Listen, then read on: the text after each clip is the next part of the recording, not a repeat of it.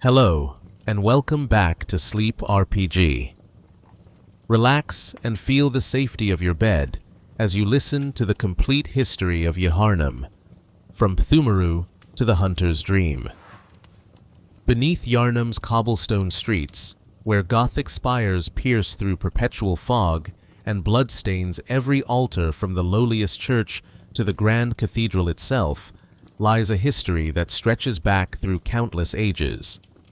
It is a history that most citizens never learn, and those who do often wish they had remained ignorant. This is the complete chronicle of Yharnam, a city whose foundations rest upon the ruins of civilizations that sought communion with cosmic entities, that believed they could harness powers beyond human understanding, and that discovered too late the terrible cost of their ambition. Welcome back to another deep dive into game lore. We explore the complete chronology of Bloodborne, beginning with the ancient Pthumerians, who carved vast labyrinths deep within the earth, moving through the academic pursuits of Byrgenwerth, examining the rise and corruption of the healing church, and arriving finally at that fateful night when a lone hunter awakens in a nightmare that may offer no true escape.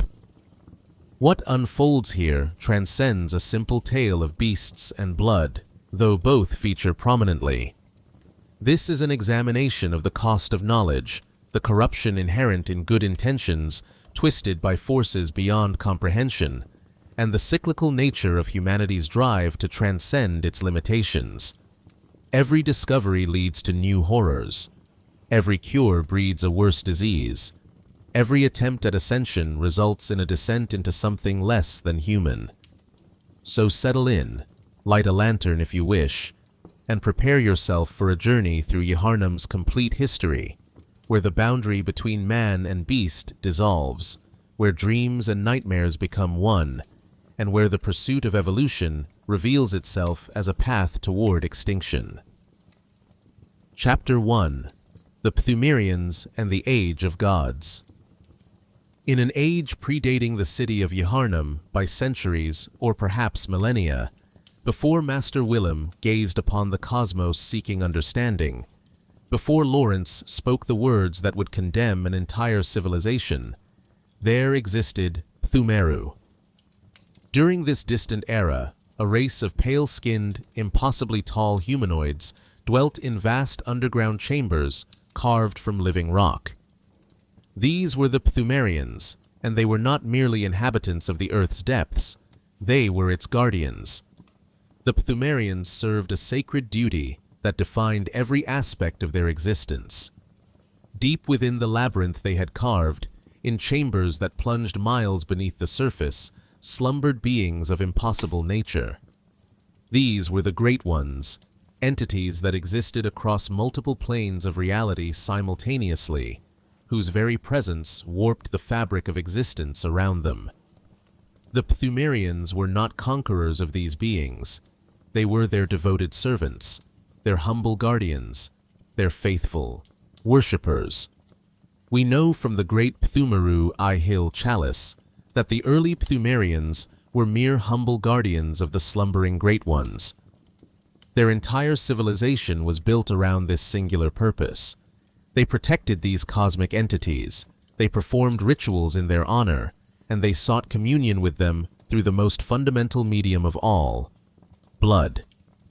The Pthumerians discovered something within the depths of their labyrinth that would echo through the centuries to come. They found that blood could serve as a bridge between the mortal and the divine. Not ordinary blood, but a special type, dark and heavy with cosmic significance. They called it the Old Blood, and it possessed properties that defied all natural law. It could cure any disease. It could grant superhuman strength and resilience. And most importantly, it could allow communion with the Great Ones themselves. As Pthumerian society evolved, they moved beyond their initial role as simple caretakers. Where once they had been content to guard and serve, they began to experiment with the power they had been entrusted to protect. The descendants of those early guardians, growing proud in their knowledge and confident in their abilities, felt entitled to name themselves leaders. They established a monarchy, with queens who would serve as the primary communicators with the Great Ones. One such queen was Yharnam, after whom the modern city would eventually be named. Queen Yharnam was said to possess blood of extraordinary potency, so powerful that her fellow Pthumerians considered it a great honor to be granted even a single drop. Her blood became the focal point of elaborate rituals, ceremonies that delved deeper and deeper into forbidden arts. The Pthumerians sought to use the old blood not merely for communion, but for transformation. They wanted to evolve, to ascend, to become something more than merely human. The architecture of Pthumeru speaks to this obsession.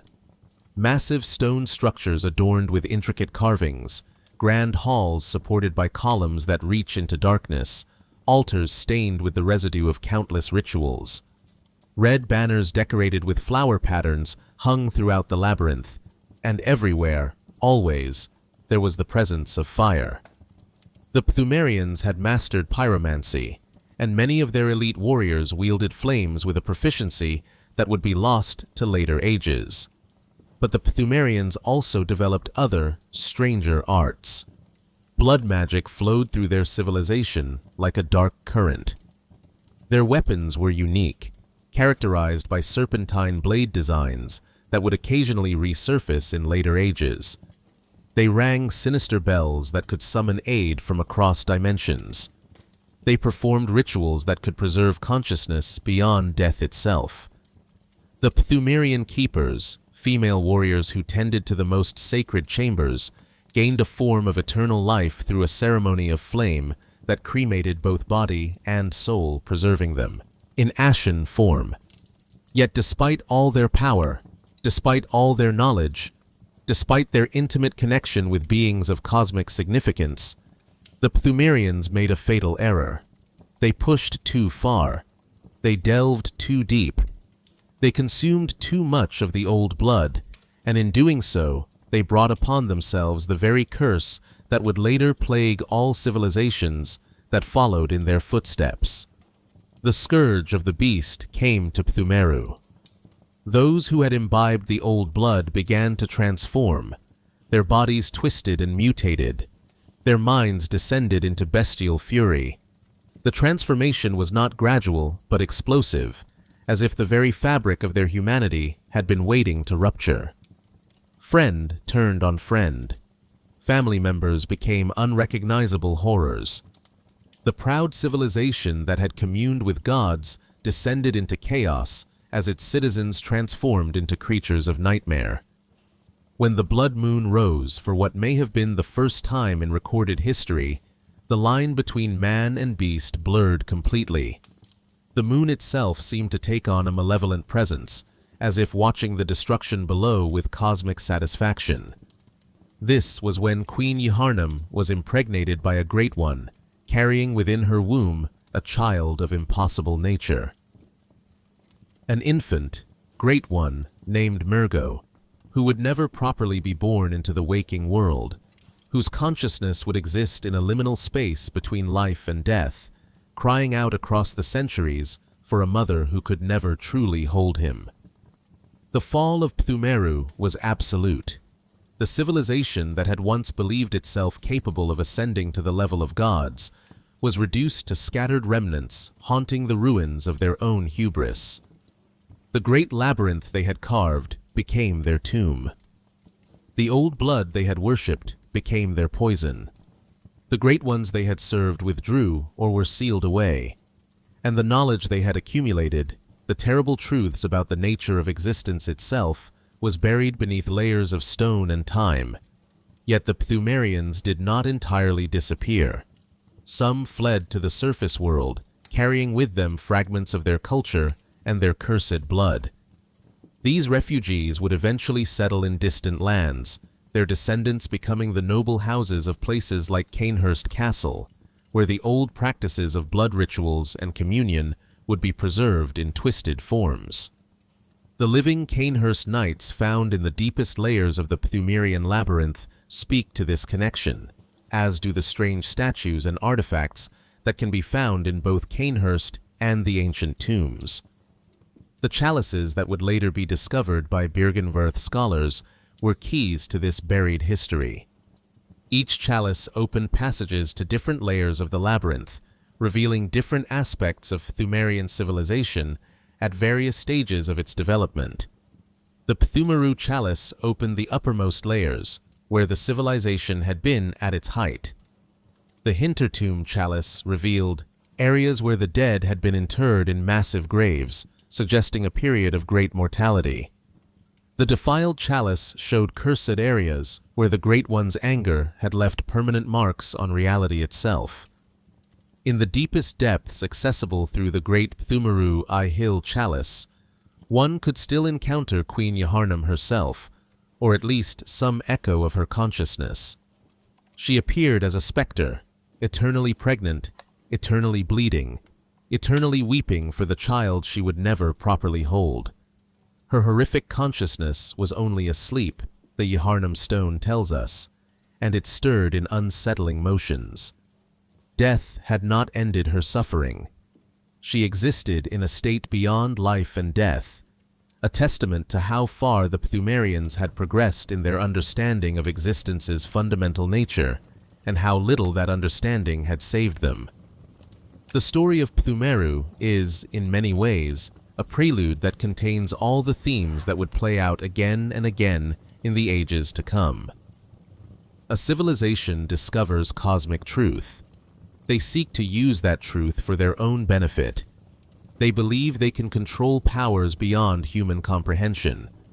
They consume blood that promises evolution. They transform into beasts. They are destroyed. And yet, despite this clear historical lesson, each subsequent civilization that would discover the ruins of Pthumeru would believe themselves different, smarter, more capable of avoiding the mistakes of the past. They would all be wrong. Chapter 2: The Great Ones and the Nature of Cosmic Truth. To understand the history of Yharnam, one must first attempt to understand the Great Ones, though such understanding may be impossible by definition. These beings exist beyond the boundaries of human comprehension, their very nature defying the laws of physics, biology, and reality as mortals understand them. They are described in the ancient texts as beings that might be called gods, though even that term fails to capture what they truly are. The Great Ones exist on a higher plane than humanity, in dimensions that intersect with our own in ways that human perception can barely register. They are both physical and metaphysical, both present and absent, both singular entities and somehow aspects of something larger. Their appearance, when they choose to be seen or when humans gain enough insight to perceive them, is invariably described as alien, wrong, a configuration of limbs and features that should not be, but undeniably is. What we know of the Great Ones comes from fragments of knowledge pieced together by various scholars throughout history, supplemented by the terrible first-hand experiences of those who have encountered them. Master Willem's research at Byrgenwerth attempted to catalog and understand these beings, though his methods ultimately led to revelations that shattered his students' faith in conventional scientific investigation. The Great Ones are described as sympathetic in nature, though this sympathy operates on scales and with motivations that humans cannot fully grasp. They do not maliciously seek to harm humanity, yet their very presence warps reality in ways that are harmful. They do not deliberately spread disease and madness, yet contact with them invariably results in both. They answer prayers and grant blessings, yet these gifts are invariably corrupted by the fundamental incompatibility between their nature and mortal existence. One of the most consistent facts known about the Great Ones is this: every Great One loses its child, and then yearns for a surrogate. This truth appears repeatedly in the lore, documented in the umbilical cords that grant insight into their nature. The Great Ones exist at such an elevated level of being that they produce fewer offspring than lesser creatures, and these rare children are lost through circumstances that seem to be inevitable. whether they are stillborn or killed by those who fear them, or simply unable to survive the transition from the cosmic plane to physical reality, the result is always the same. The Great Ones are left mourning children they will never hold. This loss drives much of the Great Ones' interaction with humanity. They seek surrogates, children to replace those they have lost, and they are drawn to special babies that might serve this purpose. Throughout Bloodborne's world, we see evidence of this yearning. Queen Yharnam's pregnancy with Mergo was the result of a Great One's desire for a child. Ariana's mysterious pregnancy during the Blood Moon follows the same pattern. The orphans and special children collected by the Healing Church's orphanage were lures, deliberate attempts to attract the attention of these cosmic entities. The Great Ones that figure most prominently in Yharnam's history each have distinct characteristics and domains. The Moon Presence, also known as Flora of the Moon and the Dream, is intimately connected with the Blood Moon phenomenon and serves as the architect of the hunter's dream. Its appearance is both beautiful and grotesque, a being composed primarily of writhing tentacles and human-like limbs, with gaping maws where a face should be. The Moon Presence binds hunters to its service, using them as tools to eliminate other Great Ones, suggesting a hierarchy or conflict among these cosmic entities that operates according to rules humans cannot comprehend. Oidon is perhaps the strangest of the Great Ones, being described as formless, existing only as voice. Oidon has no physical body that can be perceived, yet its influence is everywhere. The Oidon Chapel, the Oidon Tomb, the very layout of certain areas in Yharnam are shaped in acknowledgement of this formless presence. Oidon is associated with blood, specifically with the contamination of blood, and appears to be responsible for several of the mysterious pregnancies that occur throughout the game's events. The runes associated with Oidon grant more blood echoes, or quicksilver bullets. Fundamental resources of the hunt. Mergo, the infant Great One born to Queen Yharnam, exists in the Nightmare Realm, crying out ceaselessly. The wet nurse that protects Mergo is either a servant assigned by other Great Ones, or some aspect of Mergo itself manifested as a guardian. Mergo's cries can be heard throughout the Nightmare of Mensis, and the ritual performed by Mikolash's school was specifically designed to make contact with this infant consciousness. Yet Mergo never appears visibly, existing only as a presence, a sound, a terrible absence in the shape of a child. Ebrietas, daughter of the cosmos, is unique among the Great Ones in that she was left behind, abandoned by her kind for reasons unknown. When Byrgenwerth scholars discovered her in the depths of the labyrinth, weeping over the body of another Great One, they saw an opportunity. Ebrietas was brought to the Grand Cathedral, kept in the uppermost chamber of the Upper Cathedral Ward, and became the source of the Healing Church's most powerful blood. Unlike other Great Ones, Ebrietas seemed willing to cooperate with human researchers, answering their questions and allowing them to harvest her blood. Yet this cooperation came at a cost. The choir, the highest-ranking members of the Healing Church, became obsessed with communicating with her, developing increasingly invasive methods to extract knowledge from a being whose comprehension operated on entirely different principles than human thought. The amygdalae represent a different category of Great One, being more numerous and less individualized than the others. These spider-like entities with fly-like heads and many bulging eyes are perched throughout Yharnam, invisible to those with insufficient insight. They serve as guardians of the Nightmare Realms and appear to be watching, always watching, waiting for humans to stumble into their domains. The lesser amygdalae can teleport hunters to the Nightmare Frontier when certain conditions are met, and their presence adds a layer of paranoia to Yharnam's streets, as hunters with high insight realize they have always been watched by countless unseen eyes.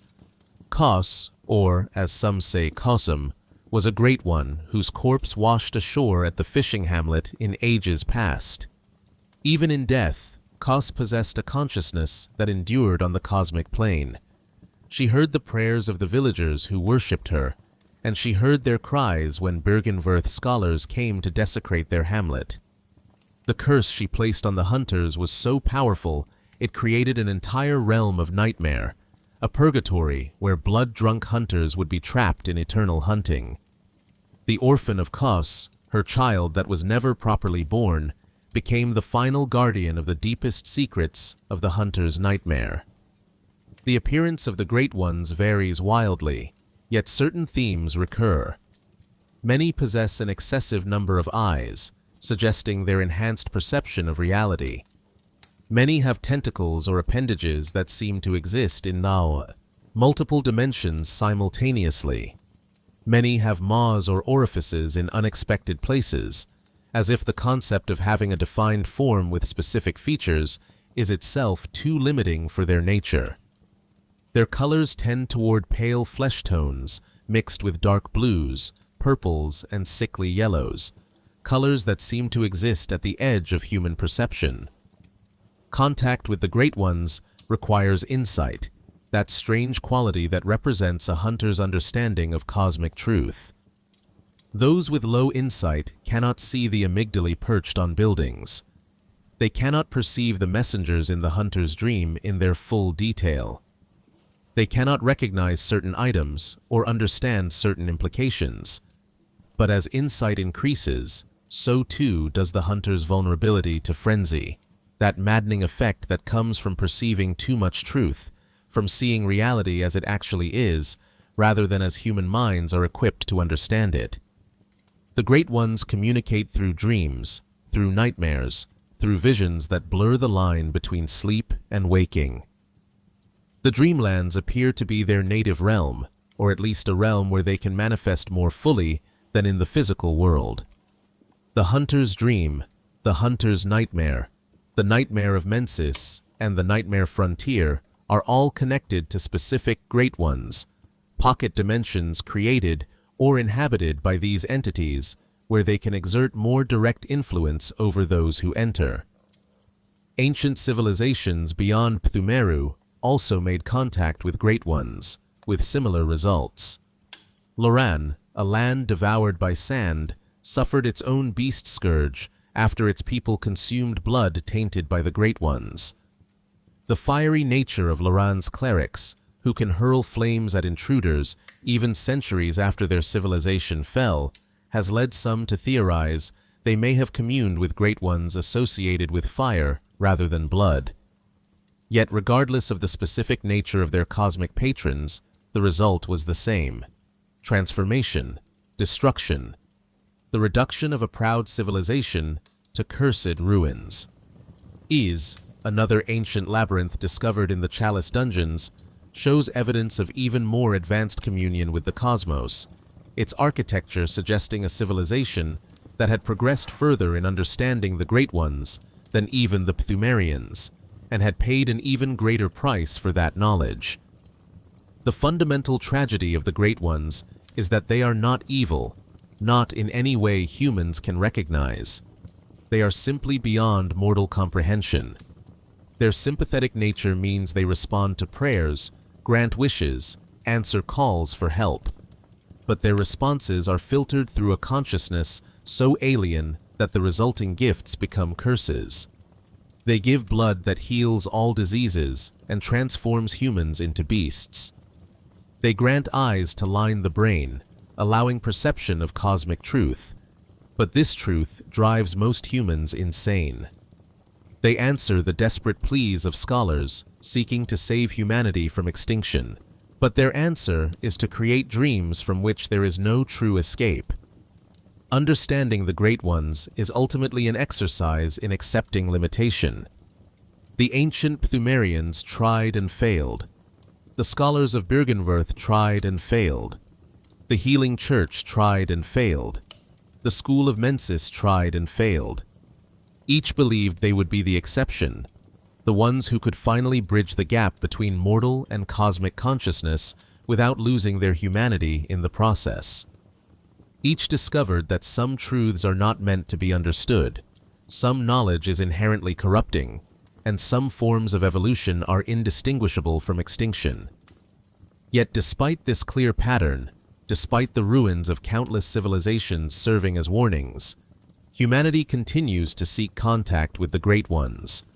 The desire to transcend, to evolve, to become something more than merely human, appears to be an inescapable aspect of conscious existence. And so the cycle continues, age after age, each new generation discovering the old blood anew, consuming it with the same hope and confidence that marked all previous generations, and suffering the same inevitable consequences. The Great Ones will answer. They always answer. And that is perhaps the most terrifying truth of all. Chapter 3: Byrgenwerth and the Rediscovery of Ancient Truth. In the ages after Pthumeru's fall, the surface world developed its own civilizations, innocent of the terrible history buried beneath their feet. Humanity progressed through its natural stages of development, building cities, establishing institutions of learning, developing philosophy and science, and all the normal markers of an advancing culture. And eventually, inevitably, they began to dig. The establishment of Byrgenwerth College represented a pinnacle of human achievement in scholarship and research. Founded on the shores of a vast lake, across wooded hills from the growing city of Yharnam, Byrgenwerth was created as a place where theology and science could coexist, where questions about the fundamental nature of existence could be investigated with both spiritual reverence and academic rigor. At its head was Provost Willem, a scholar whose intelligence and curiosity would prove to be both blessing and curse to all who followed him. Master Willem was not content with theoretical speculation. While other institutions debated the nature of the cosmos from the safety of their libraries, Willem invested heavily in practical exploration and archaeological investigation. His conviction was simple. Truth existed, objective and discoverable, and it was humanity's duty to seek that truth wherever it might lead, no matter how deeply buried. The surrounding region held secrets that beckoned to anyone with the will to investigate. Local legends spoke of ancient structures beneath the earth, of chambers and passages that predated any historical record. Tomb prospectors, specialists hired by Byrgenwerth to explore these underground spaces, began mapping what they found. The scope of what lay beneath the surface was staggering. Not merely caves or natural formations, but deliberately constructed labyrinths that extended for miles in all directions, massive engineered spaces that could have housed entire cities underground. As the prospectors delved deeper, they began finding artifacts that should not exist, weapons of unusual design, ritual implements carved with symbols that predated any known written language, and most intriguingly, chalices. These were not simple ceremonial vessels, but keys, each one designed to unlock specific passages deeper into the labyrinth. The tomb prospectors who used these chalices reported seeing things that tested the limits of sanity. Encounters with hostile beings that seemed partially translucent, chambers where the laws of physics operated differently, and everywhere, always, the presence of blood. Among the many scholars at Byrgenwerth, several names would become legendary. Lawrence, a brilliant student whose charisma and conviction would eventually lead him to found the Healing Church. Mikolash, whose fascination with making contact with the cosmos would drive him to increasingly extreme measures. Carol, a master of runes who learned to translate the incomprehensible utterings of the Great Ones into symbols that could convey their meaning to human minds. And in later years, Maria and Gehrman, who would bridge the gap between scholarly investigation and the violent realities of the hunt. The breakthrough discovery came when prospectors reached the deepest accessible levels of what they now understood to be Pthumeru, the ruins of an ancient civilization that had flourished underground. There, in ornate chambers that had been sealed for millennia, they found something extraordinary. Old blood. Ritual blood that did not coagulate, that seemed to possess properties unlike any natural substance. And with this blood came evidence of the beings the Pthumerians had served, the Great Ones. The implications were staggering. Byrgenwerth's scholars realized they had discovered proof that humanity was not alone in the cosmos, that beings of immense power and knowledge existed on planes beyond normal perception. The old texts and legends that had been dismissed as mythology were suddenly revealed to be historical accounts. Gods were not metaphorical, but actual, tangible entities that could be studied, understood, and potentially communed with. Master Willem approached these discoveries with a mix of fascination and trepidation. His philosophy, which would later be summarized in the adage, "Fear the old blood," was rooted in what he had learned from studying Pthumeru's fate. He recognized that the Pthumerians had been destroyed precisely because they had consumed this blood, that the beast scourge was not some random plague, but a direct consequence of using the old blood in ways that humanity was not equipped to handle. Willem's vision for human evolution focused not on blood, but on eyes. He believed that humanity needed to develop internal eyes, to line their brains with eyes that would allow them to perceive cosmic truth directly, rather than filtering it through physical substances. His scholars were encouraged to wear blindfolds, to look inward rather than outward, to seek enlightenment through contemplation and controlled exposure to insight. The lunarium constructed at Byrgenwerth was designed to study the night sky, to observe the moon and stars, to seek understanding through astronomical observation rather than biological transformation. Yet Willem's teachings had an inherent contradiction. He insisted his students seek cosmic truth while simultaneously warning them to fear one of the primary means of accessing that truth. He taught them to pursue knowledge while demanding they exercise restraint in how they pursued it. For students of Byrgenwerth, brilliant minds driven by insatiable curiosity, this contradiction became increasingly frustrating. Lawrence was the first to openly challenge Willem's restrictions. He argued that the old blood was not inherently dangerous, but that the Pthumerians had simply used it incorrectly, without proper understanding or control. He believed that with the scientific knowledge and methodology that Byrgenwerth had developed, humanity could finally harness the blood's power safely. More than that, he believed they had a moral imperative to do so.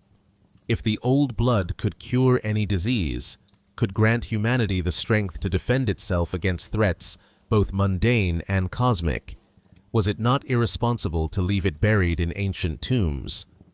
The ideological rift between Willem and Lawrence deepened as research continued.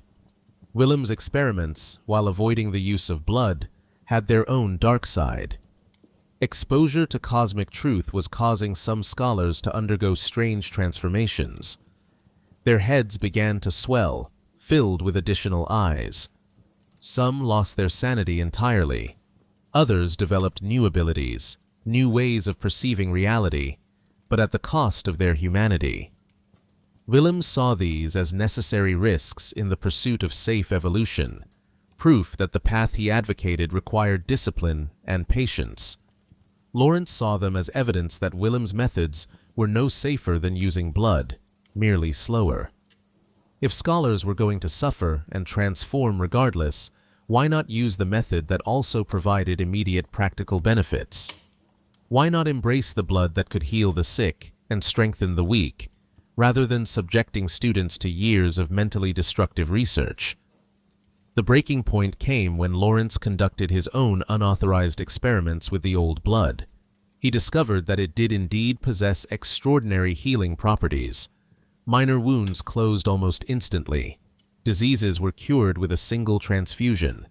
Test subjects reported feeling stronger, faster, more alert. For a time, there appeared to be no negative consequences. Lawrence believed he had proven Willem wrong, that careful application of the blood could be accomplished without triggering the beast scourge that had destroyed the Pthumerians. Willem's response was to establish an adage, a solemn promise he demanded all scholars make before continuing their research. "Fear the old blood," he told them. "Fear the blood." This was not superstition or excessive caution, but a warning rooted in the clear historical evidence of what had happened to every civilization that had walked this path before them. Lawrence, in a moment that would echo through history, made this promise to his mentor. He swore he would fear the blood, would exercise caution, would never lose sight of the dangers inherent in their research. It was a promise he would not keep. The Great Schism of Byrgenwerth was not a sudden dramatic rupture, but a gradual division that became irreparable. Lawrence gathered around him like-minded scholars who shared his vision of using the old blood to benefit humanity immediately rather than pursuing Willem's long-term, cautious approach. Among those who sided with Lawrence were Gehrman, the hunter who had been brought to Byrgenwerth to protect the tomb prospectors and who had seen firsthand the practical need for effective ways to fight the threats emerging from the labyrinth. There was Maria, a noble from Cainhurst who had come to study under Gehrman and who shared Lawrence's idealism about using their discoveries to help people. There was Mikolash, whose obsession with making contact with the Great Ones led him to view any restriction on research as intolerable. Those who remained with Willem were fewer but no less dedicated. They continued the work of seeking eyes, of pursuing evolution through insight rather than blood. Rom, one of Willem's most devoted students, would eventually undergo a transformation that demonstrated both the potential and the horror of this approach. Through means that remain unclear, whether through Willem's methods, through contact with Kos or another Great One, as Mikolash later speculated, or through some other cosmic intervention, she would become something more than human, but less than a Great One, a kin of the cosmos, losing her human consciousness but gaining the ability to perceive and manipulate reality in ways no ordinary human could manage. The scholars who left with Lawrence took with them not just knowledge, but also samples of the old blood itself, smuggled out of Byrgenwerth's collections. They took the chalices, or at least copies of them, that would allow them to access the deeper levels of the labyrinth independently. They took the runic knowledge Carol had developed, the understanding of trick weapons Gehrman had pioneered, and all the accumulated research of years spent exploring the Pthumerian ruins. Willem, left with a diminished school and a sense of betrayal, sealed Byrgenwerth's deepest secrets. He placed Rom in the Moonside Lake, using her transformed state to hide certain truths from those who would misuse them. He established guardians to prevent unauthorized access to the school. He declared the surrounding forest forbidden ground, allowing it to grow thick and wild, making Byrgenwerth increasingly difficult to reach. And he waited, growing older, more isolated, developing strange growths on his back that suggested his own research was transforming him in ways he had not anticipated. The tragedy of Byrgenwerth is that both Willem and Lawrence were right about certain things, and catastrophically wrong about others. Willem was correct that the old blood was dangerous, that using it would lead to the beast scourge. But his alternative methods also caused transformations and suffering, and his insistence on extreme caution meant that the practical benefits of their discoveries would never be shared with common people dying of treatable diseases. Lawrence was correct that the blood could cure diseases, and that they had learned from the Pthumerians' mistakes. But he underestimated how quickly and completely the blood would corrupt everything it touched, how impossible it would be to control once unleashed. Both men believed they were serving humanity's best interests. Both were willing to make sacrifices in pursuit of their vision, and both would live long enough to realize, too late, that they had set in motion events that would destroy the very civilization they sought to save. Willem would spend his final years as an ancient, transformed creature sitting in his chair overlooking the lake, surrounded by the ghosts of students who had left him or died in pursuit of his teachings. Lawrence would become the very thing he had promised Willem he would never allow, a beast so massive and terrible that even in the nightmare realm, his burning form would serve as a warning of how far the mighty can fall. The rediscovery of Pthumeru's secrets at Byrgenwerth was both humanity's greatest achievement and the beginning of its doom. In seeking to understand the cosmos, they had opened doors that could never be closed. In finding the old blood, they had reintroduced a contagion that would spread through every level of society. And in their arrogance, believing themselves immune to the mistakes of ancient civilizations, they had ensured those mistakes would be repeated, but on an even greater scale. The college on the lake had reached for the stars, but all they had grasped was blood, endless blood, and the promise of transformation into something less than human, dressed up as evolution into something more. Chapter 4. The Fishing Hamlet and the Original Sin. Before the healing church was formally established, before the grand cathedral was erected in Yharnam, before blood ministration became the foundation of a new religion, there was an expedition that would haunt all those who participated in it for the rest of their lives and beyond. This was the raid on the Fishing Hamlet, the original sin that would give birth to the hunter's nightmare and define the darkest aspects of Yharnam's history. The Fishing Hamlet was a remote coastal village, so isolated that most of the world had forgotten it existed. It was a place where simple people made their living from the sea, where life followed the rhythms of tides and seasons. The architecture was modest, wooden structures built on foundations of ancient stone, with a communal market plaza surrounding a large well, habitation huts scattered across the hillside, and cave systems near the shore where the actual fishing occurred. A lighthouse stood watch over it all, guiding boats safely to harbor. What made this hamlet significant, what brought it to the attention of Byrgenwerth scholars, was the event that had occurred there in the not-so-distant past. A great one had washed ashore on the hamlet's beach. This being, known as Kos, or by some as Kosum, was already dead when she arrived, killed by circumstances unknown. But even in death, Kos brought change to the hamlet.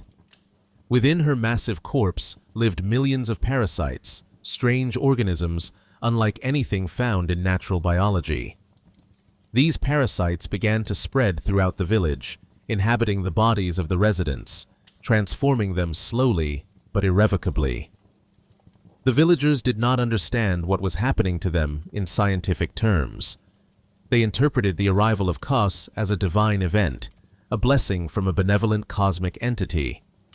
As their bodies began to change, developing fish-like characteristics, as they found they could breathe water as easily as air, as their senses expanded to perceive realities beyond normal human perception, they believed they were becoming chosen people, blessed by Mother Kos. They were not frightened by their transformation. They embraced it. They built their culture around it. They worshipped Kos as a deity, offering prayers of gratitude, developing rituals of reverence.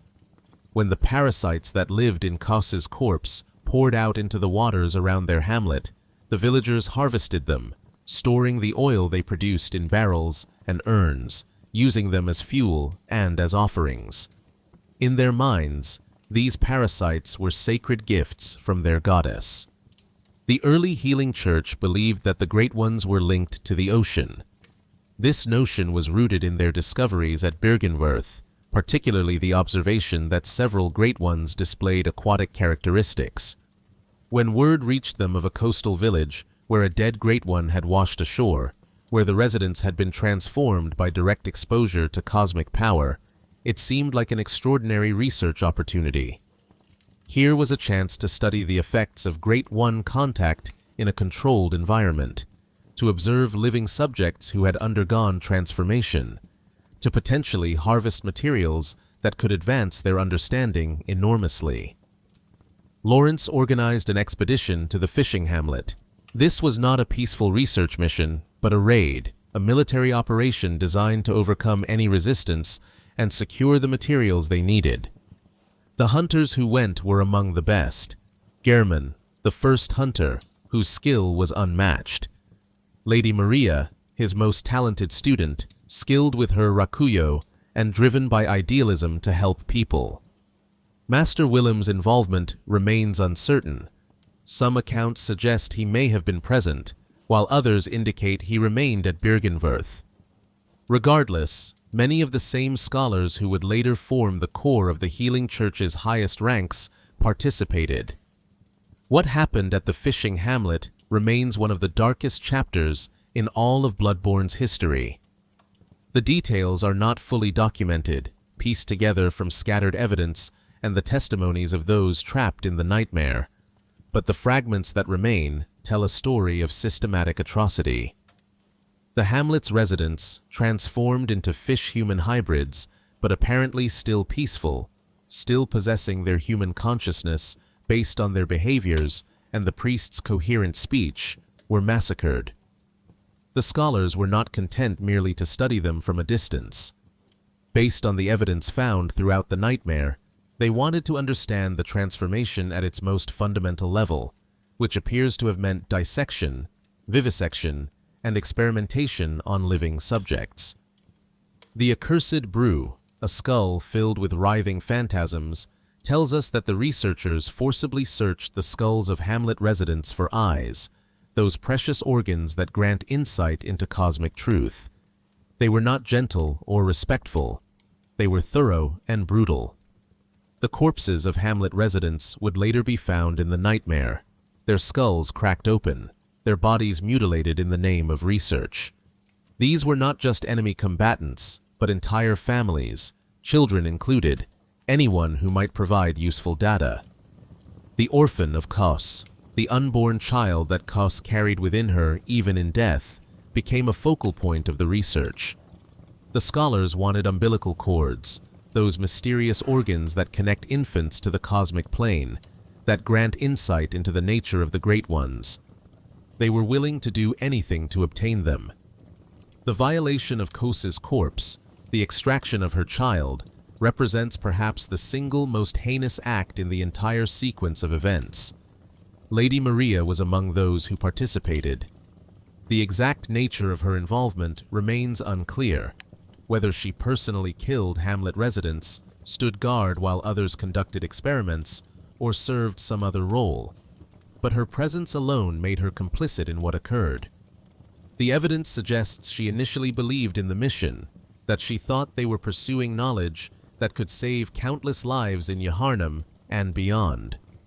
But as the violence escalated, as the true nature of what they were doing became impossible to deny, something broke within her. When the mission was complete, when the scholars had harvested everything they wanted and left the fishing hamlet a smoking ruin, Maria threw her rakuyo into the village well. This was not a casual discarding of a weapon, but a deliberate renunciation of everything the weapon represented. The rakuyo was a tool of violence, and Maria wanted nothing more to do with violence. She could no longer bear to wield it, could not stand to be reminded of what she had done with it. Gehrman's reaction to the events was different, but no less profound. While Maria renounced hunting, Gehrman threw himself more deeply into it. Perhaps he believed that redeeming himself through service was the only path forward. Perhaps he was simply too committed to the hunt to imagine an alternative. But something changed in him after the fishing hamlet. The workshop that was his life's work took on a different character. The hunters he trained would be more ruthless, more efficient, less concerned with the morality of their actions. The curse that fell upon the hunters was not immediate, but inevitable. Kos, or more precisely, the consciousness of Kos that existed on the cosmic plane even after her physical death, heard the prayers of her worshippers. The few survivors of the massacre, transformed and traumatized, cried out to their goddess for vengeance. They begged for the blasphemous murderers who had destroyed their peaceful life to be punished, to suffer eternally for what they had done. Kos answered. The hunter's nightmare was created as a prison specifically designed to torment hunters who became blood drunk, who lost themselves to the violence and corruption of the hunt. It was a purgatory, a realm of endless hunting where hunters would fight beasts and each other for eternity, never dying permanently, but never finding rest. Every hunter who participated in the Fishing Hamlet massacre was marked. When they died, their souls did not move on, but were pulled into the nightmare. The hunter's nightmare began to manifest as a corrupted version of locations tied to the hunter's crimes. The first areas replicated sections of the hunt in Yharnam's streets.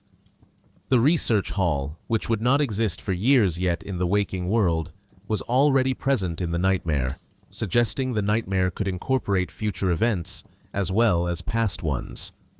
And at the deepest level, accessible only through the astral clock tower, the Fishing Hamlet itself existed in the nightmare, frozen in the moment of its destruction, its residents forever replaying their trauma.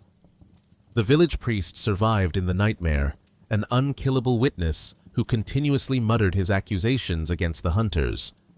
He listed their crimes, praised Kos and the orphan, begged for continued punishment of those who had wronged his people.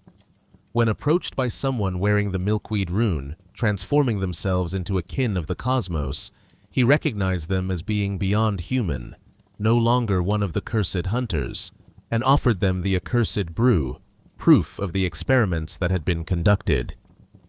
At the end of the nightmare, on the beach where Kos's massive corpse lay perpetually decomposing, the orphan of Kos could be found. This creature appeared as a twisted, ancient-looking humanoid with a grotesquely aged appearance, wielding its own placenta as a weapon. It was the unborn child, the infant that had never properly entered the world, existing in a state between life and death. Its cries were notably the same as Gehrman's own voice, only pitched differently, a detail that has led many to theorize a direct connection between them.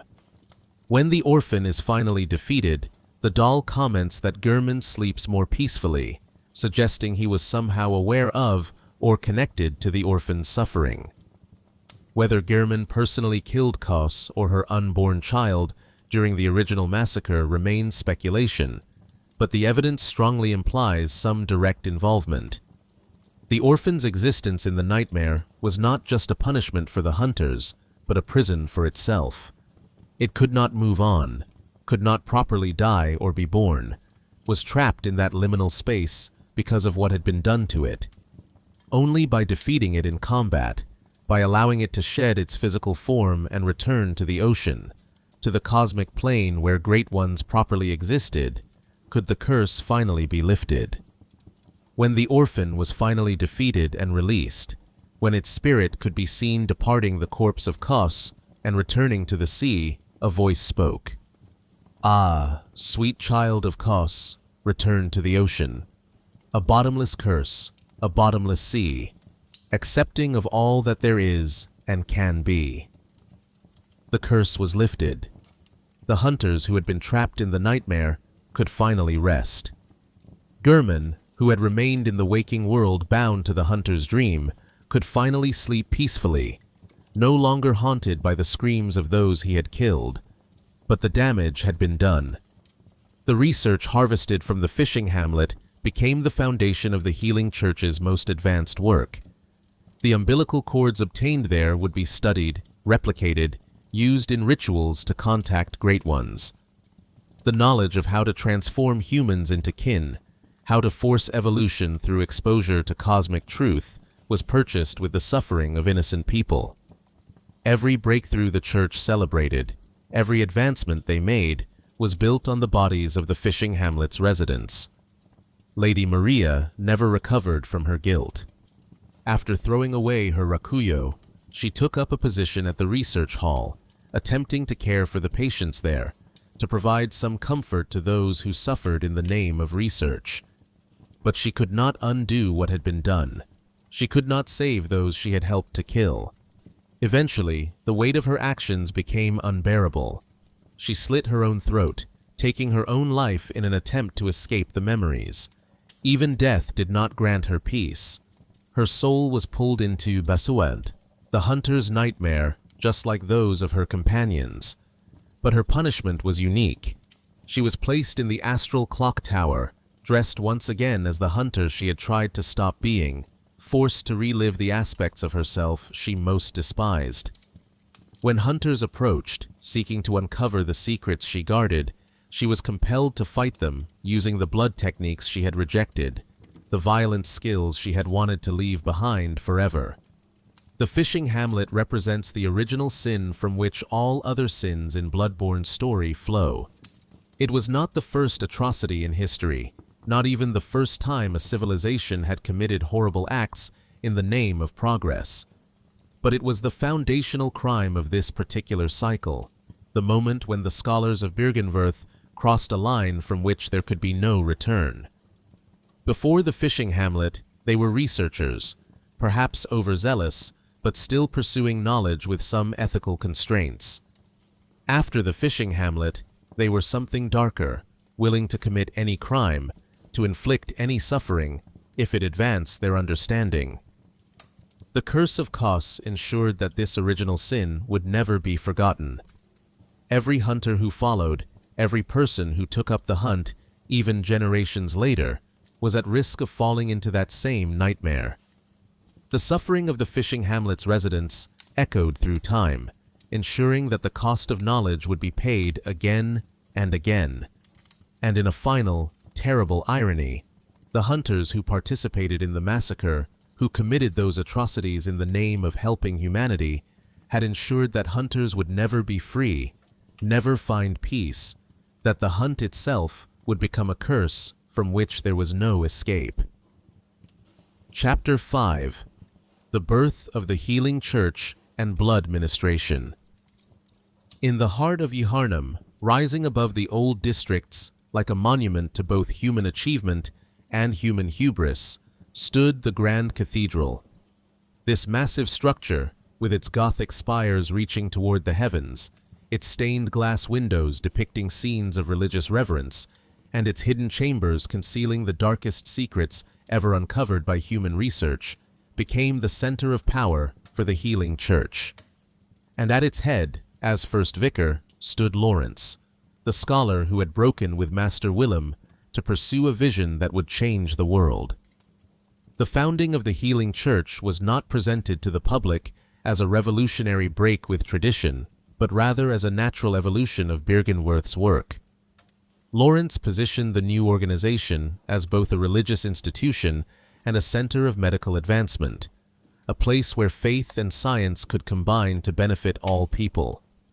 The core tenet was simple and appealing: blood ministration, the practice of using specially treated blood to cure diseases and strengthen the human body. The miraculous properties of blood ministration seemed to validate every optimistic claim Lawrence made. Diseases that had plagued humanity for centuries could be cured with a single transfusion. Wounds that would have been crippling healed within days. The weak became strong. The sick became healthy. People came from all over the known world, traveling to Yharnam to partake in this miraculous healing. The city swelled with newcomers, building upward and outward to accommodate the masses. What the public did not know was the true source of the blood being used. In the deepest chambers of the Grand Cathedral, in areas accessible only to the highest-ranking church officials, Ebrietas dwelt. The abandoned daughter of the cosmos, the great one that had been discovered by Byrgenwerth scholars, was kept in the upper cathedral ward, a prisoner masquerading as an honored guest. Her blood, infinitely more potent than any ordinary blood, became the source of the church's most powerful healing. The choir, as the highest-ranking members came to be known, were directly responsible for managing the relationship with Ebrietas. They communicated with her, extracted knowledge from her, and harvested her blood with a regularity that suggested she was seen more as a resource than as the godlike being she was. The choir wore distinctive garb, white robes that set them apart from the black-garbed hunters, and marked them as beings of both religious and scientific authority. The establishment of blood ministration created a hierarchy within the church that reflected both spiritual authority and practical knowledge. At the bottom were the common clergy, those who administered the blood to patients and maintained the countless churches throughout Yharnam. Above them were the doctors, white-garbed hunters who specialized in understanding the medical applications of blood and who could fight if necessary, but whose primary role was research. At the top sat the choir, those who had proven themselves worthy of knowing the deepest secrets, who had been granted access to Ebrietas herself. But the church's research was not limited to simply distributing blood. From the beginning, Lawrence understood that blood ministration was only the first step. The true goal was evolution, the transformation of humanity into something capable of existing on the same plane as the Great Ones. This required experimentation, testing, and a willingness to make sacrifices that would have horrified the people who came to the church for healing. The research hall was constructed above the Grand Cathedral's main nave, accessible through a hidden elevator behind the altar. Built in the early days of the healing church, this secretive facility became the site where the most invasive experiments took place. Patients, some volunteers drawn by promises of transcendence, and some taken without meaningful consent, were subjected to procedures designed to force rapid evolution. They were made to imbibe seawater in massive quantities, their heads swelling grotesquely as their brains expanded. They were injected with various formulas derived from parasites, from Great One blood, from compounds discovered in the Pthumerian ruins. They were exposed to cosmic truth until their minds shattered and reformed into something no longer quite human. Lady Maria, after her trauma at the Fishing Hamlet, took up residence at the top of the research hall in the astral clock tower. Her role as overseer and caretaker suggests she tried to provide some measure of comfort to the patients, to ease their suffering, even if she could not stop the experiments themselves. The patients spoke of her with reverence, calling out to her as if she were a saint or a mother figure. But her kindness could not undo the horror of what was being done to them. Adeline, one of the patients, chose to become a blood saint, a person whose blood had been refined through repeated consumption and transformation until it possessed unique properties. The process was agonizing, transformative, in ways that stripped away most of what made her human, but she underwent it willingly, believing it would contribute to the church's ultimate goal. Her blood, called milkweed, could transform those who consumed it into kin, though the process was incomplete, leaving the person in a state between human and cosmic entity.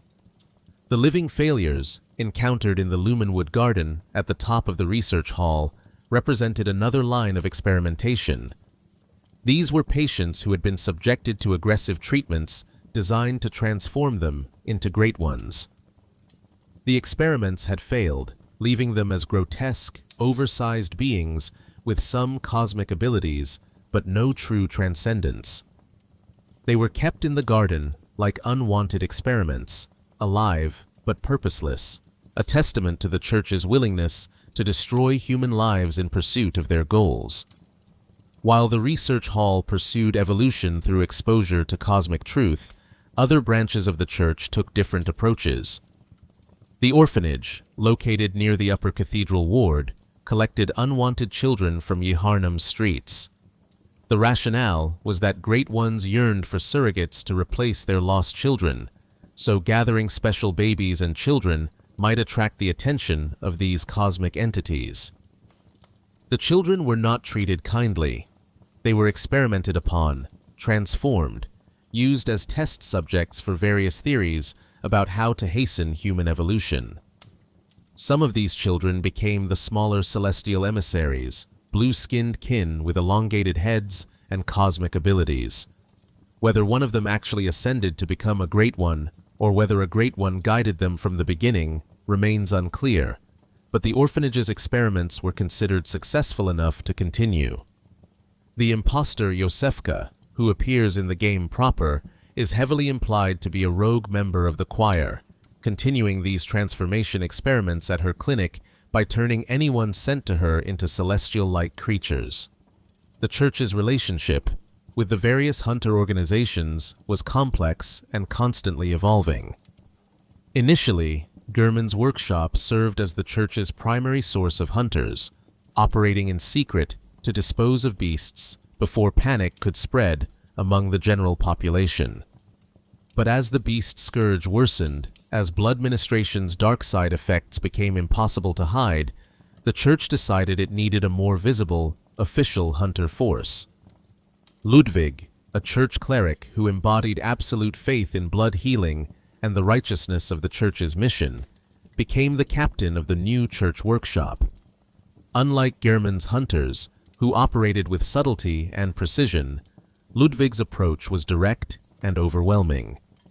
He pioneered the use of heavy weapons designed to mortally wound enemies rather than simply kill them efficiently. The Ludwig's holy blade, his signature weapon, could transform from a one-handed sword to a massive two-handed greatsword, embodying this philosophy of overwhelming force. Under Ludwig's leadership, the Church began recruiting ordinary Yharnamites into the hunter ranks. Previously, hunters had been elite specialists, carefully trained by Gehrman or his students. Now, anyone with sufficient dedication could take up the hunt, granted Church weapons, and sent into the streets to combat the growing beast problem. This democratization of hunting had the advantage of creating a large, mobile force, but it also meant hunters were less disciplined, more prone to excessive violence, more likely to succumb to bloodlust. The Church's power was not limited to Yharnam proper. In the unseen village of Yahar'gul, hidden from most of Yharnam's citizens, Mikolash and his School of Mensis pursued their own line of research into making contact with Great Ones.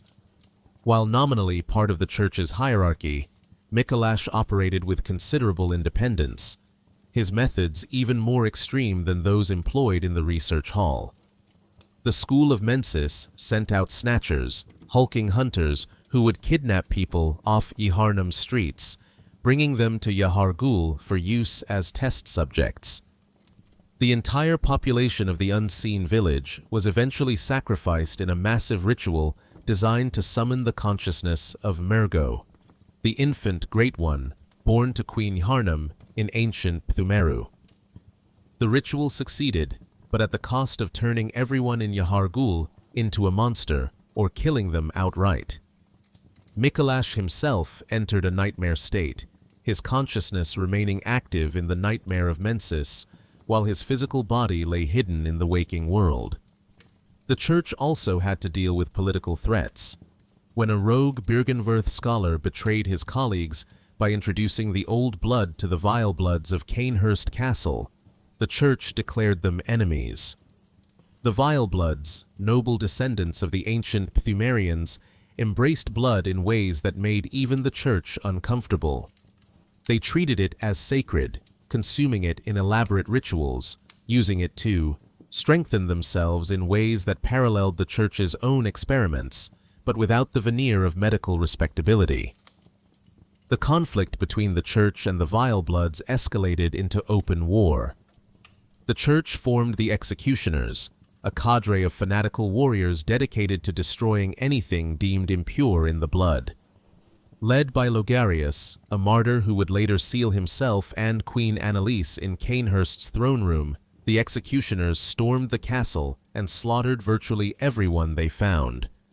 The massacre was total, ruthless, and celebrated by the Church as a triumph over corruption, though in truth it was simply one faction eliminating a rival that threatened their monopoly on blood research.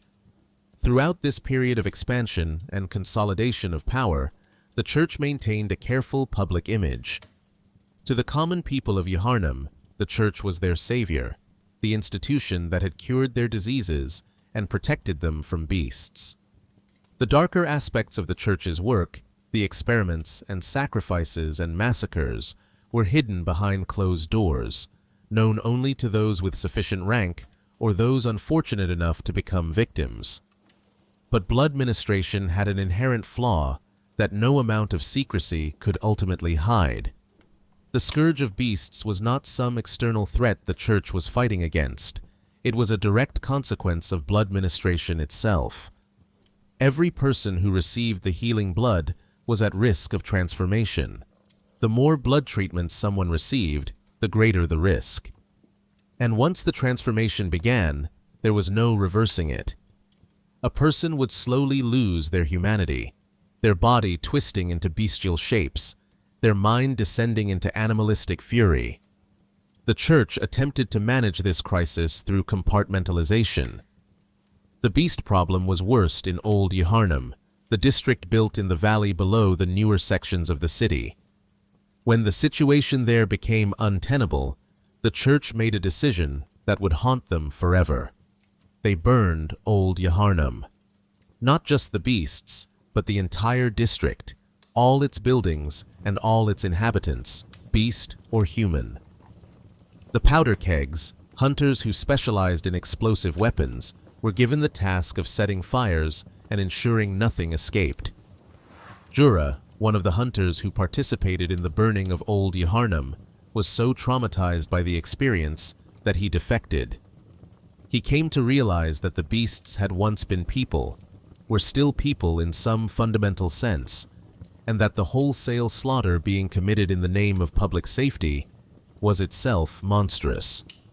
He stationed himself in Old Yharnam with a Gatling gun, protecting the beasts that remained, warning all other hunters that they were not welcome. The burning of Old Yharnam did not solve the beast problem. It simply moved it elsewhere. The scourge continued to spread because blood ministration continued. The church could not stop providing the treatment that was the foundation of its power, could not admit that the miracle cure they had promised was also a curse. So they doubled down. They increased hunter recruitment. They intensified their research into finding a true cure. They sought more desperately than ever to make contact with Great Ones, believing that only through complete evolution into kin or Great Ones themselves could they escape the cycle of healing and transformation that they had unleashed. Lawrence, watching all of this unfold, came to a terrible realization. Master Willem had been right. The old blood was dangerous in ways that could not be controlled through careful application or scientific methodology. The beast scourge that had destroyed Pthumeru, that had consumed Loran, was now consuming Yharnam. Every person who sought healing was potentially contributing to the city's destruction. Every advancement the church made brought them closer to the same fate that had befallen every civilization before them that had walked this path. In his final days, before his own transformation into a massive cleric beast, Lawrence left notes scattered throughout the lecture building. Master Willem was right, they read. Evolution without courage will be the ruin of our race. And most tellingly, hunt the Great Ones. Hunt the Great Ones. 3/3 umbilical cords. He had realized, too late, that the path to salvation might require confronting and killing the very beings the church had sought to commune with and emulate. When Lawrence finally transformed, becoming one of the most terrible beasts to ever plague Yharnam, his massive form was so dangerous that even in the nightmare realm, his burning corpse served as a warning. The first vicar, the founder of the healing church, the man who had promised Willem he would fear the blood, had become the very monster he had sworn to prevent. His skull, which could be found by hunters in the waking world, still played back the memory of that ancient promise when touched, as if the cosmos itself was ensuring his betrayal would never be forgotten. The healing church had begun with the noblest of intentions. Lawrence genuinely believed he could help people, could save Yharnam from disease and death, could guide humanity toward a glorious evolution. Every step along the way seemed justified. Harvest blood from Ebritas to heal the sick. Experiment on volunteers to understand cosmic truth. Eliminate threats to blood purity. Recruit hunters to manage the beast problem. Each individual decision made sense in context. but the aggregate effect was the creation of a theocratic institution that had corrupted every principle it claimed to uphold, that had transformed Yharnam into a city of nightmares, and that had ensured the cycle of suffering would continue long after the Church's own power had waned. The blood ministration that had promised to heal all wounds had instead opened a wound in reality itself, one that could never truly be closed, only managed poorly, until the final catastrophe made even management impossible. Chapter 6. Gehrman's Workshop and the Art of the Hunt. Hidden beneath the Udon Chapel in the upper cathedral ward, accessible only through a carefully concealed passage, lay the original hunter's workshop.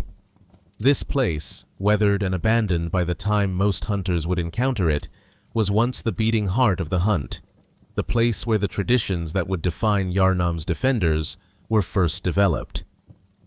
And at its center was Gehrman, the first hunter, whose skill and innovation would change forever how humanity fought against beasts. Gehrman's early life remains obscure, but his talents as a craftsman and warrior were evident from the beginning. When Byrgenwerth began sending tomb prospectors into the Pthumerian ruins, when scholars needed protection as they explored ancient labyrinths filled with hostile entities, Gehrman was hired to provide that protection. He proved extraordinarily adept at combating the creatures that dwelt in the depths.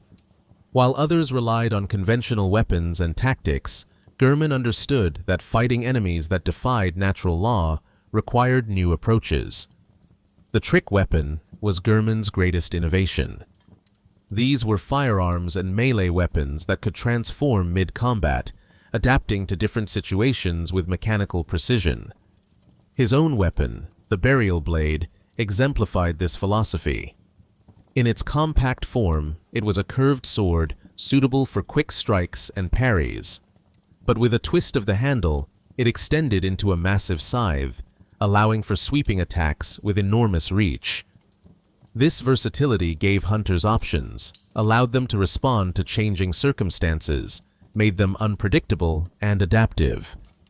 Gehrman did not merely create weapons. He developed an entire martial philosophy around speed and aggression. In his workshop, he trained students in the art of quickening, techniques that allowed hunters to move with supernatural speed, to dash forward or dodge away faster than the eye could follow. This mobility was essential when fighting beasts that possessed overwhelming physical strength. A hunter could not win through direct confrontation, but through superior positioning, timing, and the willingness to trade defensive capability for offensive opportunities. The hunter's garb that became standard issue was designed with this philosophy in mind. It provided stable defense without being so heavy it would restrict movement. The long coat protected from both physical attacks and environmental hazards. The tricorn hat became iconic, marking hunters as distinct from ordinary citizens.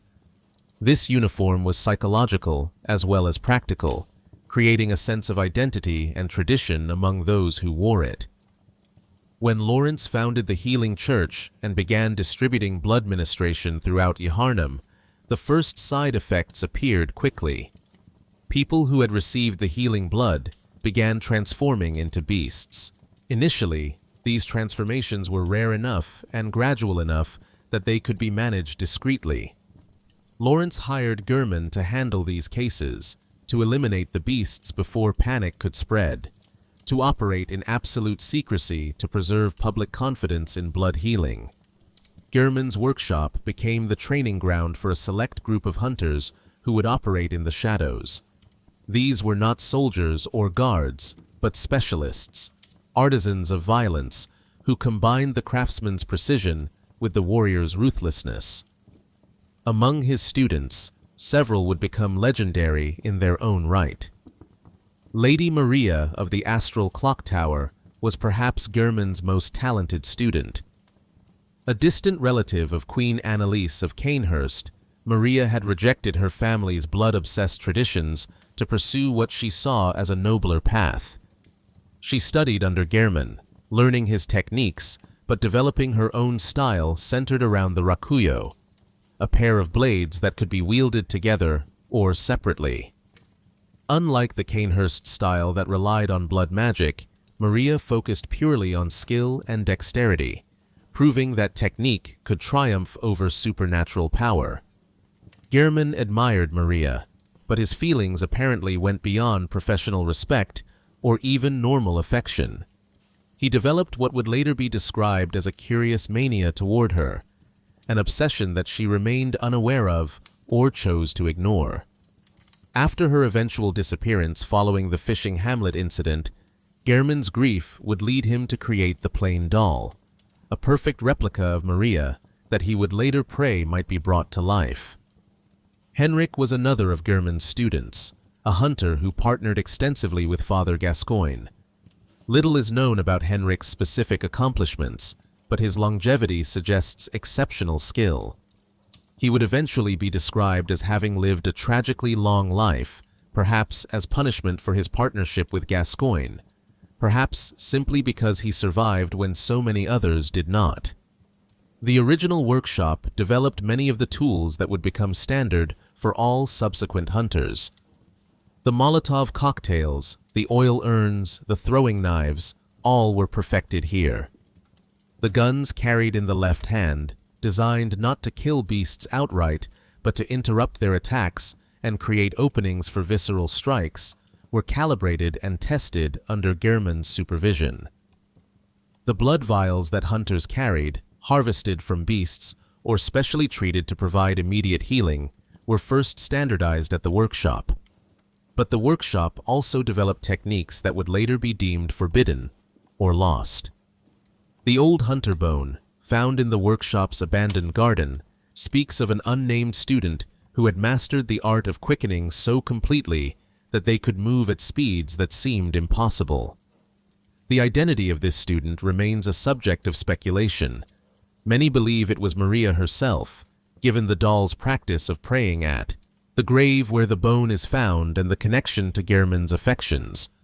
But whoever they were, they vanished from history, leaving behind only their technique as a ghost story, a legend that inspired other hunters even if the full mastery could never be replicated. The relationship between Gehrman's workshop and the healing church was initially one of mutual benefit. The church provided resources and legitimacy. Gehrman provided protection and discretion. But as the beast problem worsened, as the need for hunters became more urgent, this relationship began to shift. Ludwig, a church cleric who had taken up hunting with missionary zeal, began advocating for a different approach. Ludwig believed that the hunt should not be hidden, but celebrated. He argued that hunters should be heroes, visible symbols of the church's commitment to protecting Yharnam's citizens. He advocated for heavy weapons and dramatic techniques, for fighting that would inspire rather than simply eliminate. Most significantly, he believed that hunting should not be limited to an elite few, but open to anyone willing to dedicate themselves to the cause. The church sided with Ludwig, establishing the Healing Church Workshop as a rival to Gehrman's original operation. This new workshop, larger and more openly integrated with church operations, began mass-producing weapons and training hunters at a scale the original workshop never could. Ludwig became the first church hunter, the captain of this new organization, and his holy blade became as iconic as Gehrman's burial blade had been. The split between the two workshops was not openly hostile, but it was profound. Gehrman's hunters continued to operate, now called Old Hunters, to distinguish them from Ludwig's newer recruits. The Old Hunters maintained the traditions, the techniques, the philosophy of discretion and precision. Ludwig's hunters were more numerous but less skilled, more visible but less subtle. The church workshop represented quantity, spectacle, and accessibility. The original workshop represented quality, tradition, and elitism. Among Ludwig's innovations was the recruitment of what would become known as the Black Church Hunters and White Church Hunters. The Black Church Hunters focused purely on combat, dressed in black attire and wielding heavy weapons to eliminate beasts wherever they appeared. The White Church hunters, by contrast, were doctors first and hunters second. They conducted research on the beasts they killed, studying the transformation process, attempting to understand and eventually reverse it. This dual approach, combat and research operating in parallel, became characteristic of the Church's methodology. But Ludwig's optimism and faith, while admirable, could not change the fundamental reality that the hunt was corrupting those who participated in it. Every hunter who spent enough time fighting beasts, who consumed enough blood to heal their wounds, who exposed themselves repeatedly to the violence and horror of the job, was at risk of becoming what they hunted. The line between hunter and beast was thinner than anyone wanted to acknowledge. Some hunters fell to blood drunkenness, a state where the act of killing became addictive, where they lost the ability to distinguish between beasts and humans, where the hunt itself became the only thing that mattered. These blood-drunk hunters would eventually be pulled into the hunter's nightmare, the cursed realm created by Kos, where they would hunt eternally without rest or purpose. Other hunters simply went mad. The constant exposure to cosmic horror, to the realization that reality was far stranger and more terrible than human minds were equipped to understand, broke them psychologically. Some became reclusive, like Jura. Others became obsessive, pursuing specific goals or vendettas with single-minded intensity. And some simply disappeared, walking away from the hunt without explanation, trying to find some way to live with what they had done and seen. The hunters of hunters were established to deal with these problematic cases. Hunters like Eileen the Crow took up the grim task of hunting their own kind, eliminating hunters who had become too dangerous or too corrupted to continue operating. This was considered a mercy, a way of granting an honorable death to those who had served but could no longer be trusted.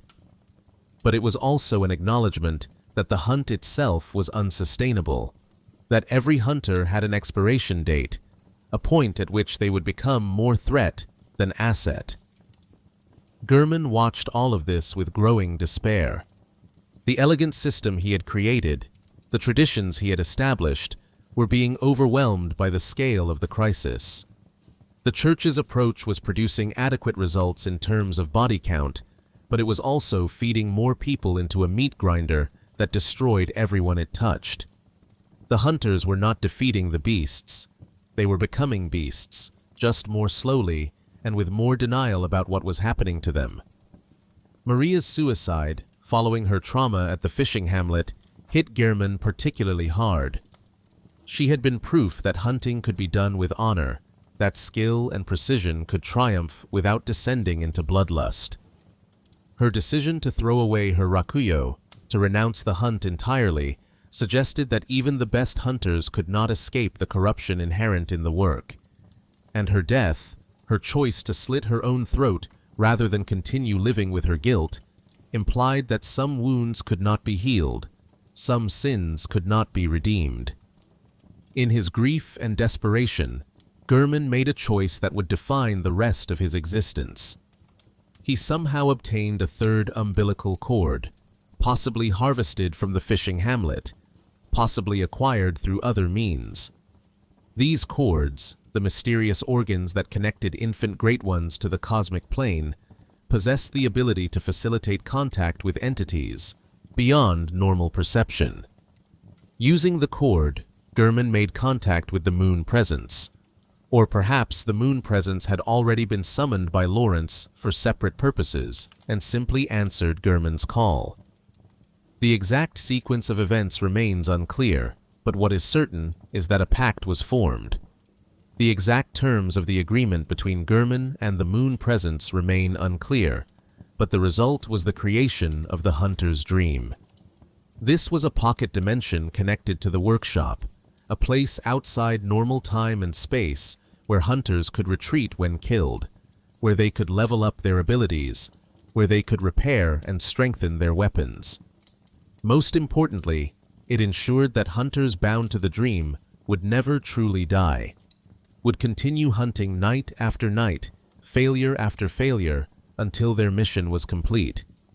Gehrman became the host of the dream, the guide who would greet new hunters and explain their purpose. But he was also its prisoner.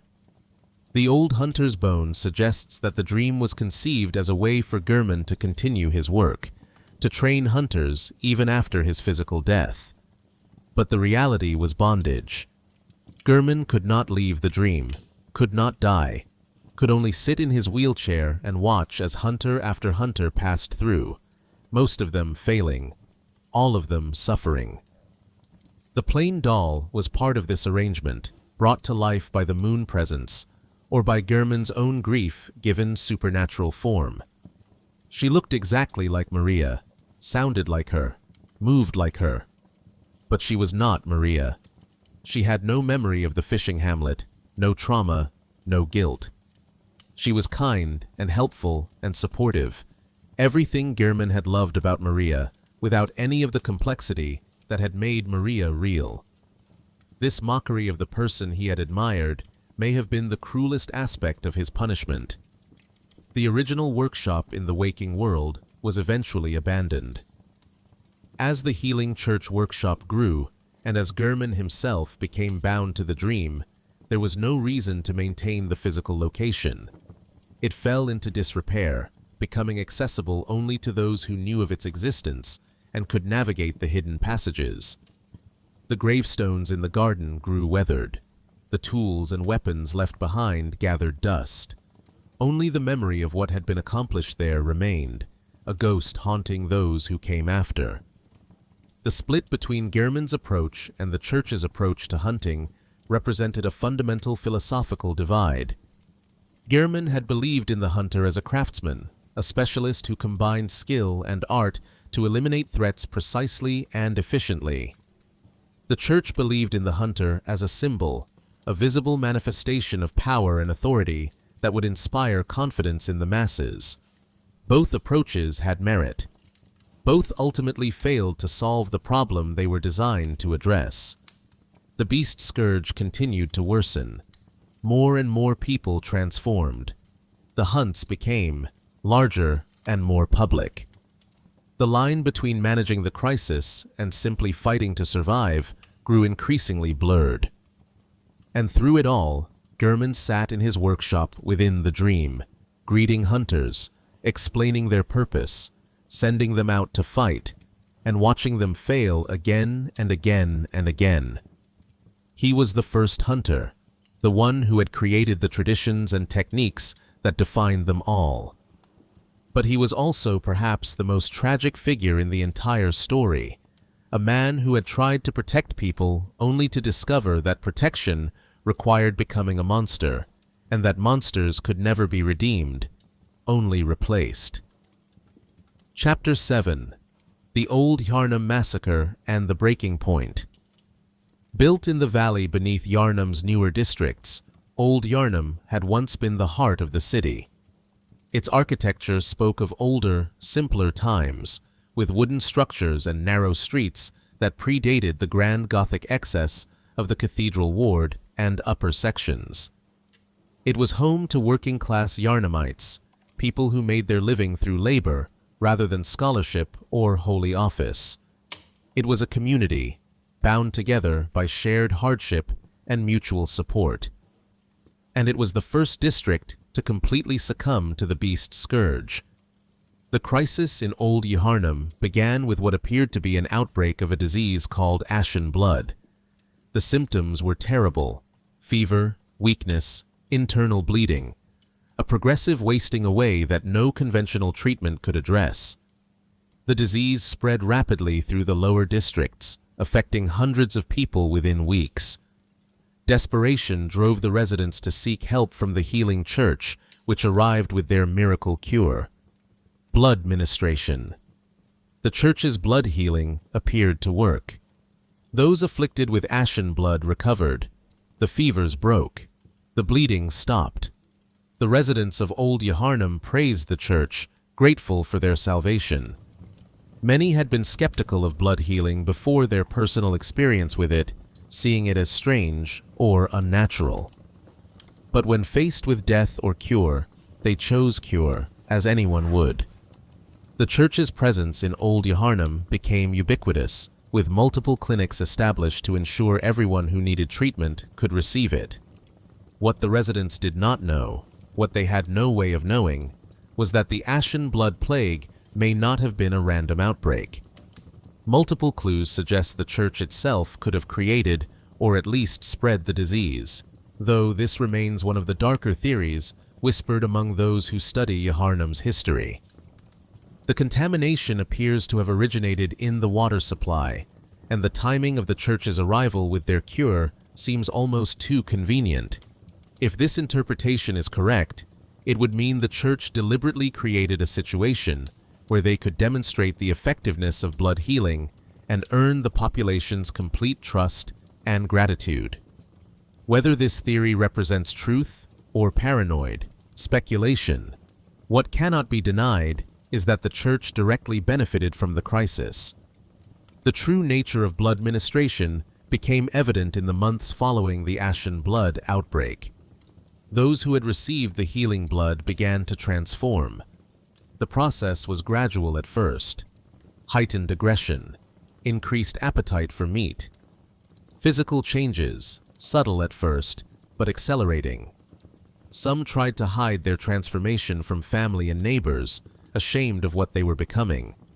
Others embraced it, losing their humanity in increments until nothing remained but bestial hunger.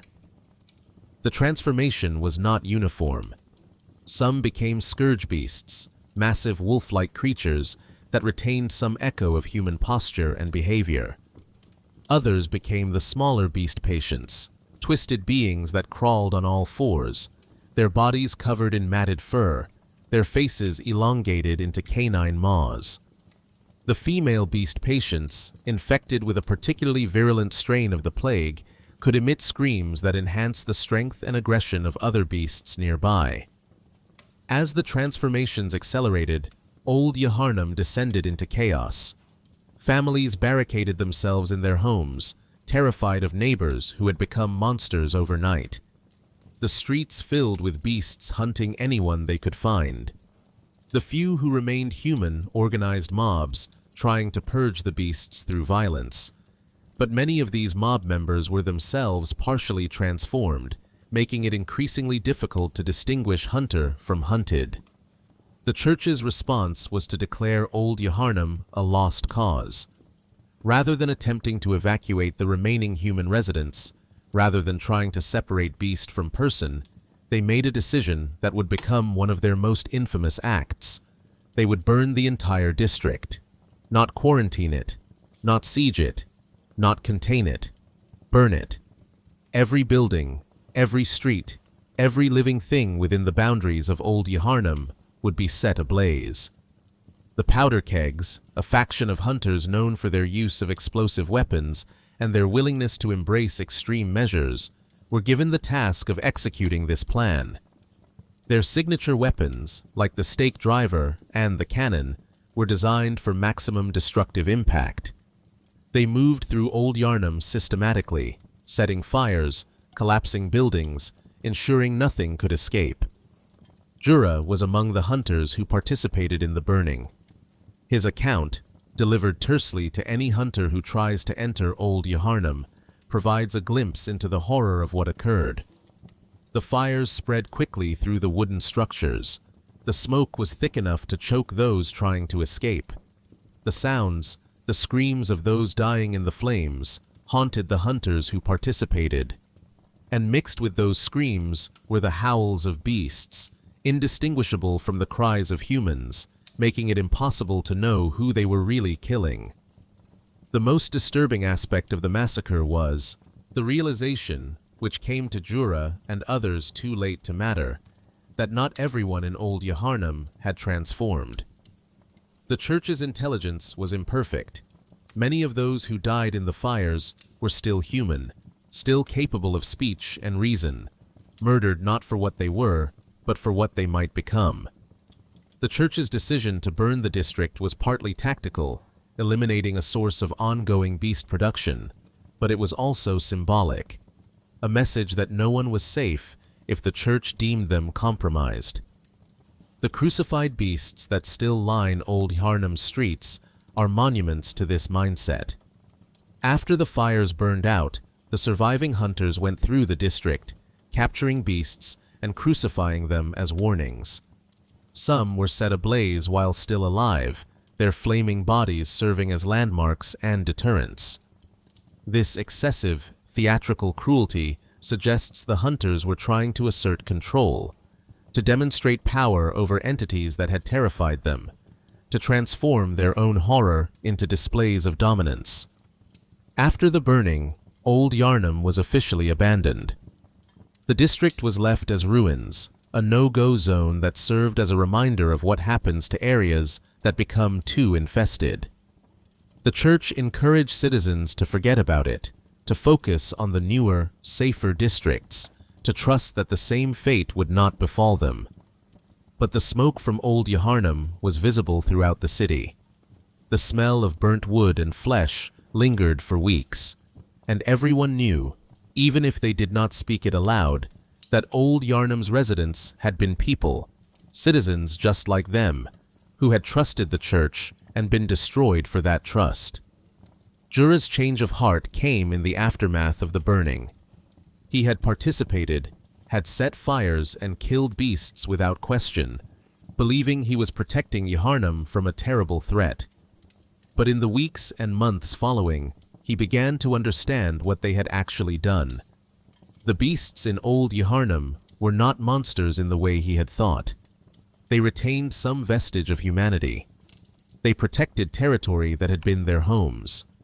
They avoided attacking unless provoked. They were victims, transformed against their will by the church's blood healing, and then exterminated when the transformation became inconvenient.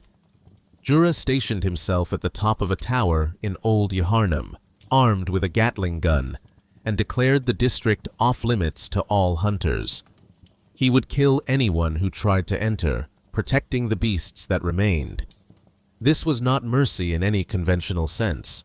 Jura knew the beasts were beyond saving, but he could at least ensure they were not killed for sport or convenience, that their suffering would not be compounded by further violence.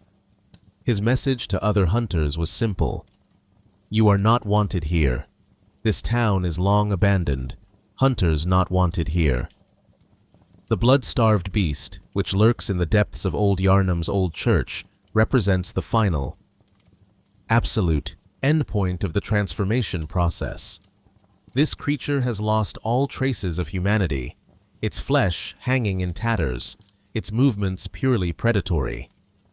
The beast is starved not for food, but for blood, consumed by a hunger that can never be satisfied.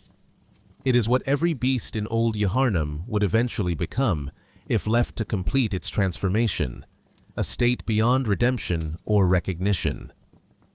The burning of Old Yharnam did not solve the beast problem. The church had hoped that by eliminating one concentrated source of infection, they could contain the spread. But blood ministration continued throughout the rest of Yharnam. New beasts appeared in other districts. The Cathedral Ward, the Forbidden Woods, even the Upper Cathedral Ward itself were not immune. The scourge was not a localized problem that could be quarantined away. It was inherent in the blood healing itself, meaning anywhere blood healing was practiced, the scourge would eventually follow. The psychological impact on the hunters who participated in the burning was profound. Many began to question their purpose. If the beasts had once been human, if the church itself was responsible for creating them, then what exactly were hunters protecting? Were they guardians or executioners? Were they preventing a crisis or cleaning up a mess the church had deliberately created? These questions had no comfortable answers.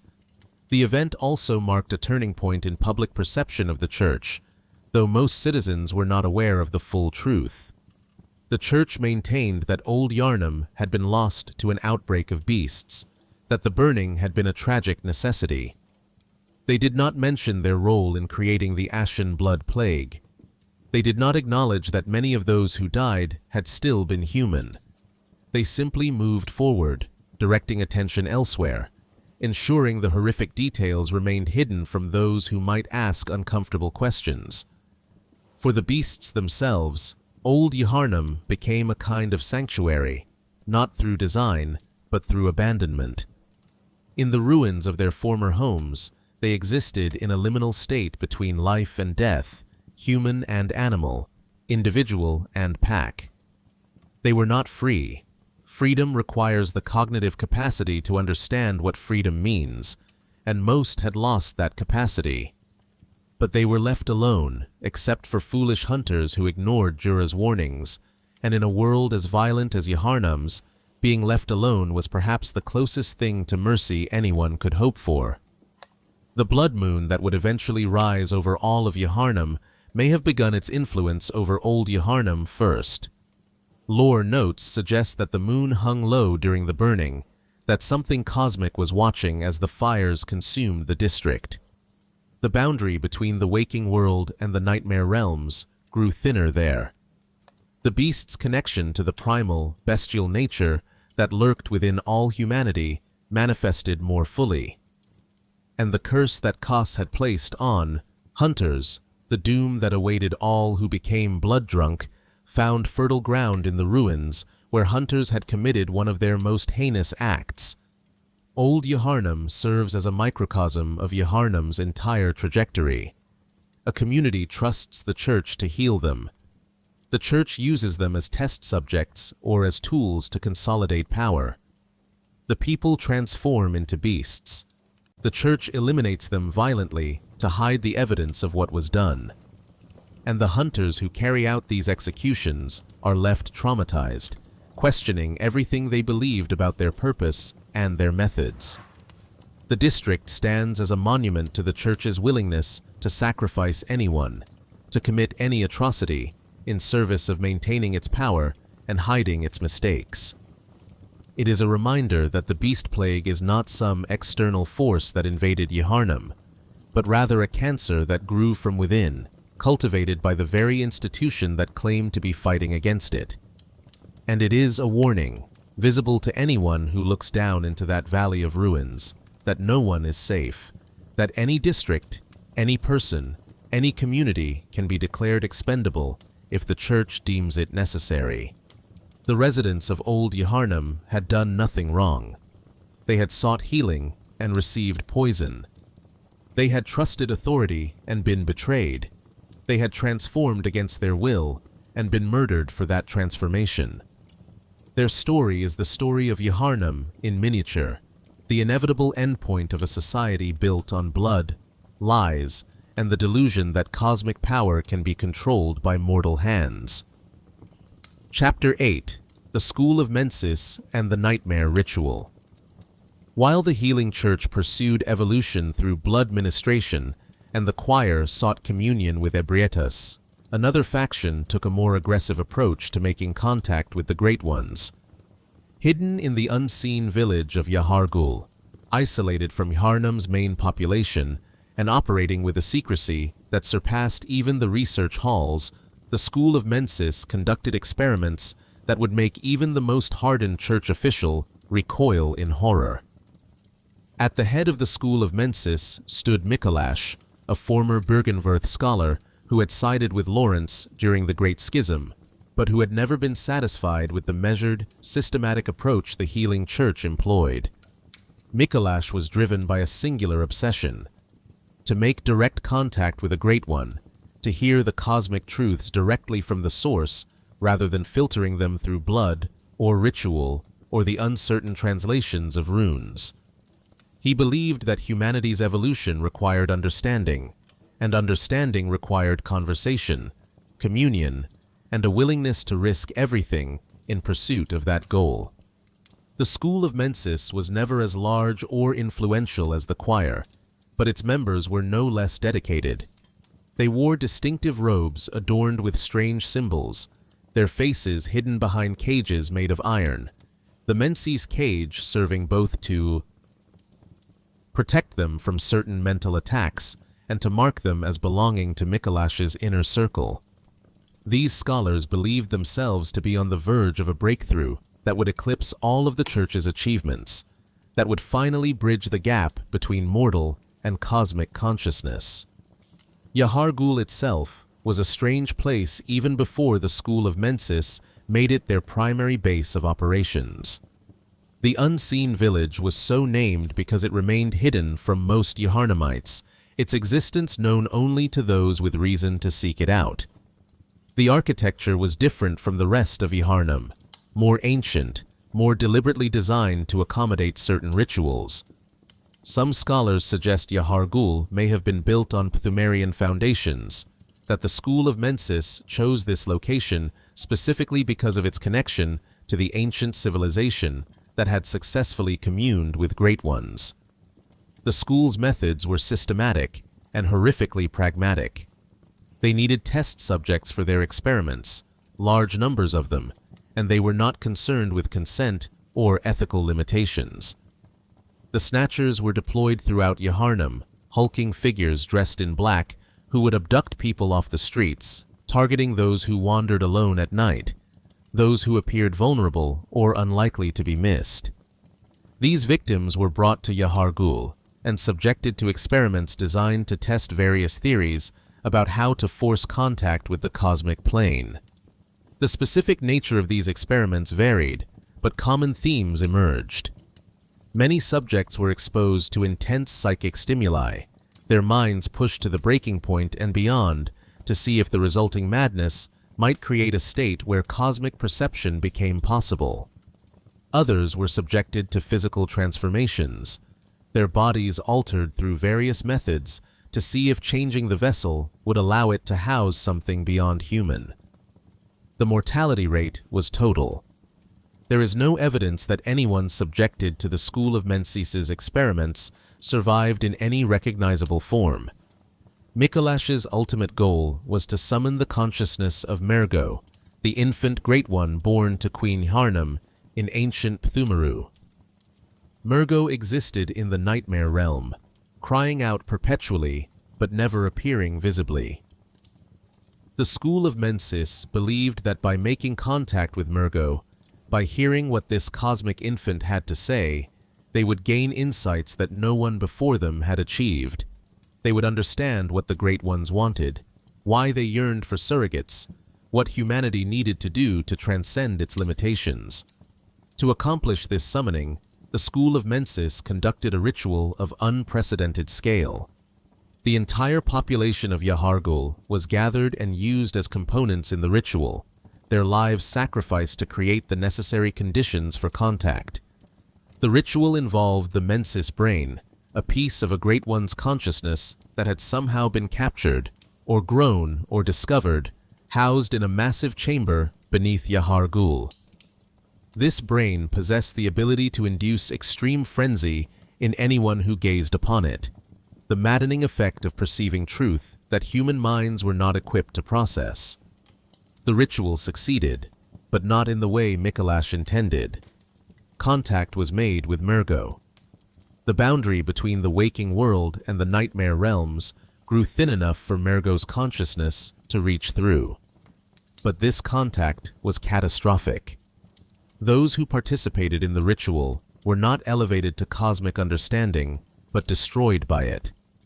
Their bodies were transformed into grotesque creatures or killed outright. Their consciousnesses were fractured, pulled into the nightmare, while their physical forms remained in the waking world as empty husks or twisted abominations. Mikolash himself entered a state between life and death, between waking and nightmare. His physical body retreated into a hidden chamber in Yahar'gul, protected by enchantments or simply hidden well enough that most would never find it. But his consciousness became active in the nightmare of Mensis, a pocket realm connected to but distinct from the hunter's nightmare. Here, in endless corridors that seemed to shift and reform, Mikolash continued his attempts to understand what Mergo was trying to communicate. The nightmare of Mensis is perhaps the most geometrically impossible space in all of Bloodborne. Hallways loop back on themselves. Doors open into spaces that should not exist. Gravity operates inconsistently. The architecture seems designed to disorient, to prevent rational navigation, to force those who enter to abandon conventional understanding of space and direction. This disorientation may have been deliberate, Mikolash's attempt to create an environment where normal human limitations could be overcome. Within the nightmare of Mensis, various entities manifest. The skeletal puppets, strange figures made of fragments of human bones assembled into shapes that defy anatomy, wander the corridors as if searching for something they cannot name. The silver beasts, massive werewolf-like creatures with silvery fur, serve as guardians of certain areas. And the shadows of Yharnam, mysterious figures that may be remnants of the School of Mensis's members or some other echo of failed experiments, attack in coordinated groups with weapons and magic. At the heart of the nightmare, in a chamber where the architecture becomes most distorted, Murgo's cry can be heard. This is the final destination, the reason the School of Mensis sacrificed everything.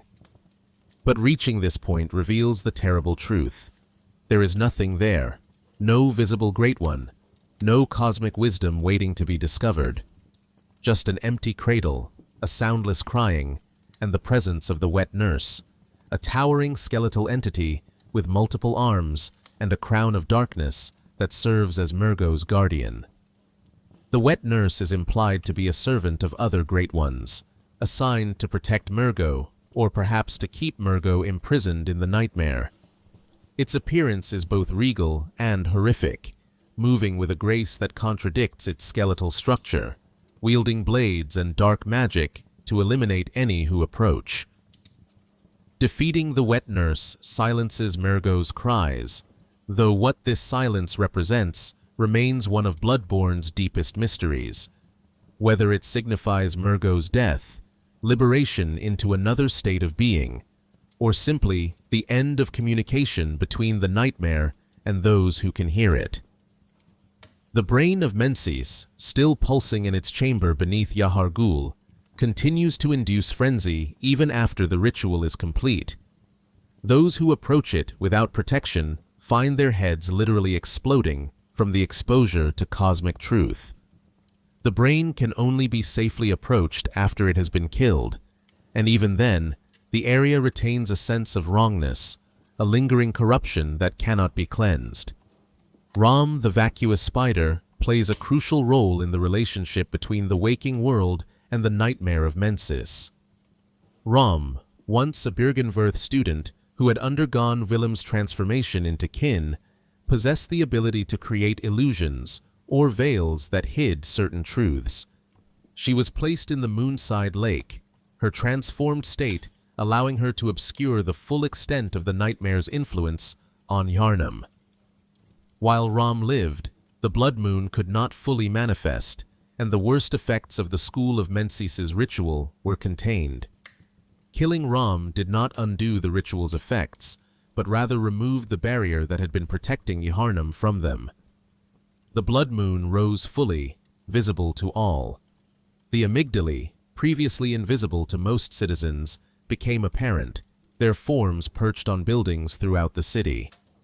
The true extent of the beast problem became undeniable, and the portal to Yahar'gul, which had been partially hidden, opened fully, allowing hunters to investigate what had happened in the unseen village. The aftermath of the School of Mensis's ritual is visible throughout Yahar'gul. The streets are filled with corpses, bodies that remain standing or sitting as if still alive, encrusted with eyes that suggest some failed attempt at gaining insight. The bell-ringing maidens, strange figures who can summon infinite waves of hostile entities, continue their work even though those who commanded them are gone. The buildings are damaged, not from conventional fighting, but from something having torn through reality itself. Mikolash, when encountered in the nightmare, speaks cryptically about what he has learned. "Ah, Kos, or some say Kosum, do you hear our prayers?" he asks, suggesting he has made some connection to the Great One whose curse created the hunter's nightmare. "As you once did for the vacuous Rom, grant us eyes, grant us eyes. Plant eyes on our brains, to cleanse our beastly idiocy. he begs, indicating he believes Kos was responsible for Rom's transformation, and that this represents the path to true evolution. But for all his talk of eyes and insight, Mikolash appears to have gained nothing of practical value from his communion with Mergo. He remains trapped in an endless loop, running through corridors, babbling about what he has learned, but unable to articulate anything that would justify the massive sacrifice required to achieve it. He has become a monument to the futility of his own methods, proof that direct contact with the Great Ones does not necessarily grant wisdom or understanding. The School of Mensis represents the most extreme version of the approach all of Yharnam's factions shared. The belief that cosmic truth could be discovered through sufficient dedication and willingness to pay any price. The choir believed it could be achieved through careful research and cultivation of ebrietas. Byrgenwerth believed it required intellectual rigor and controlled exposure to insight. The School of Mensis believed it required direct, aggressive action, a willingness to sacrifice everything immediately for a chance at total understanding. All of them were wrong, or perhaps more accurately, all of them were right in the worst possible way. Cosmic truth could be discovered, contact could be made, evolution could be achieved, but the cost was not worth paying, and the results were not what anyone had hoped for. The School of Mensis paid the ultimate price, sacrificing an entire community and their own humanity, and what they gained was the ability to hear a baby crying in the dark, a sound that conveyed no meaning, no wisdom, only the endless sorrow of a being that should never have existed. The ruins of Yahar'gul serve as the final proof that there is no safe way to commune with Great Ones, no methodology that can bridge the gap between mortal and cosmic consciousness without destroying the mortals who attempt it. The School of Mensis pushed further than anyone else had dared, and they discovered nothing except confirmation of what should have been obvious from the beginning. Some knowledge is meant to remain unknown. Some truths are inherently destructive, and the price of evolution is extinction. Chapter 9. The Hunter's Dream and the Moon. Presence's game, beyond the veil of normal reality, in a space that exists parallel to, but separate from the waking world, lies the Hunter's Dream. This pocket dimension serves as both sanctuary and prison, a place where selected hunters can retreat when death claims them, where they can grow stronger and prepare for the next night of hunting. It appears as a gentle, peaceful garden space with a modest workshop building at its center, small gravestones marking locations throughout Yharnam, and an atmosphere of quiet melancholy. But beneath this tranquil surface lies a mechanism of cosmic manipulation, a machine designed by forces beyond human understanding to serve purposes that may never be fully comprehended. The architectural layout of the Hunter's Dream mirrors the original workshop where Gehrman trained his students, but it is somehow both more and less than a mere copy. The building contains everything a hunter needs: a workbench for repairing and upgrading weapons, storage for items that cannot be carried, the memory altar where Carol runes can be equipped to enhance a hunter's abilities, the bath messengers, small pale beings that serve as merchants, offer goods in exchange for the blood echoes that hunters harvest from slain beasts. And throughout the space, there is a sense of timelessness, as if this place exists outside the normal flow of history. The creation of the Hunter's Dream traces back to Gehrman's desperate grief following Lady Maria's suicide. Isolated in his workshop, having watched his most talented student renounce hunting and then take her own life, Gehrman was consumed by loneliness and a sense of failure. He had dedicated his existence to perfecting the hunt, to training warriors who could protect humanity from beasts, and the person he had most admired had decided that his work was fundamentally corrupted, that the hunt itself was irredeemable. In this moment of absolute despair, Gehrman used a third umbilical cord to make contact with the moon presence. The specific details of their agreement are not documented, but the result was clear. The hunter's dream would be created, a space where hunting could continue eternally, where death would not end a hunter's service, but merely delay it. Gehrman would serve as the first host of the dream, guiding those selected to participate, explaining their purpose, and ensuring the endless cycle continued. The moon presence, also known as Flora of the Moon and the Dream, is a great one whose agenda differs from most others of its kind. While entities like Kos or Ebrietas appear content to exist in their own realm, influencing humanity only when called upon or when disturbed, the moon presence takes an active role in manipulating mortal affairs. The creation of the hunter's dream serves this being's purposes, though what exactly those purposes are remains one of the community's most debated mysteries. The most widely discussed theory is that the moon presence is engaged in a campaign to eliminate other great ones. A cryptic note found in the lecture hall offers some support for this interpretation. When the red moon hangs low, the line between man and beast is blurred, and when the great ones descend, a womb will be blessed with child. This could suggest the blood moon, which the moon presence appears connected to, is associated with great ones attempting to create offspring. If this interpretation is correct, then by binding hunters to service, forcing them to hunt not just beasts, but also to confront great ones like Ram, Murgo, and eventually Kos's orphan, the moon presence might be using humanity as tools in an interdimensional conflict. However, this remains speculation built on fragmentary evidence. The plain doll is one of the dream's most curious elements. She appears identical to Lady Maria, possessing the same face, the same hair, the same gentle voice with its distinctive accent. But she is not Maria. She has no memory of the Fishing Hamlet, no knowledge of her origins, no awareness of why she exists. She simply is, and her purpose is to serve the hunters who pass through the dream, allowing them to convert blood echoes into increased strength and vitality. The doll's origins are ambiguous but deeply disturbing. After Maria's suicide, Gehrman created a physical doll in her image, a perfect replica that he kept in his workshop as a memorial, or perhaps something more troubling. When the hunter's dream was later created through his pact with the moon presence, this doll was granted life, either by the moon presence as part of its agreement with Gehrman or by some other cosmic force. The result is a being that exists to comfort but can never truly replace what was lost, that looks like someone Gehrman loved but lacks the complexity and agency that made that person real. Gehrman's interactions with the doll are uncomfortable to witness. He speaks to her sometimes as if she were Maria, as if the person he remembered had returned. Other times, he is bitter toward her presence, resentful that she exists as a reminder of what he has lost.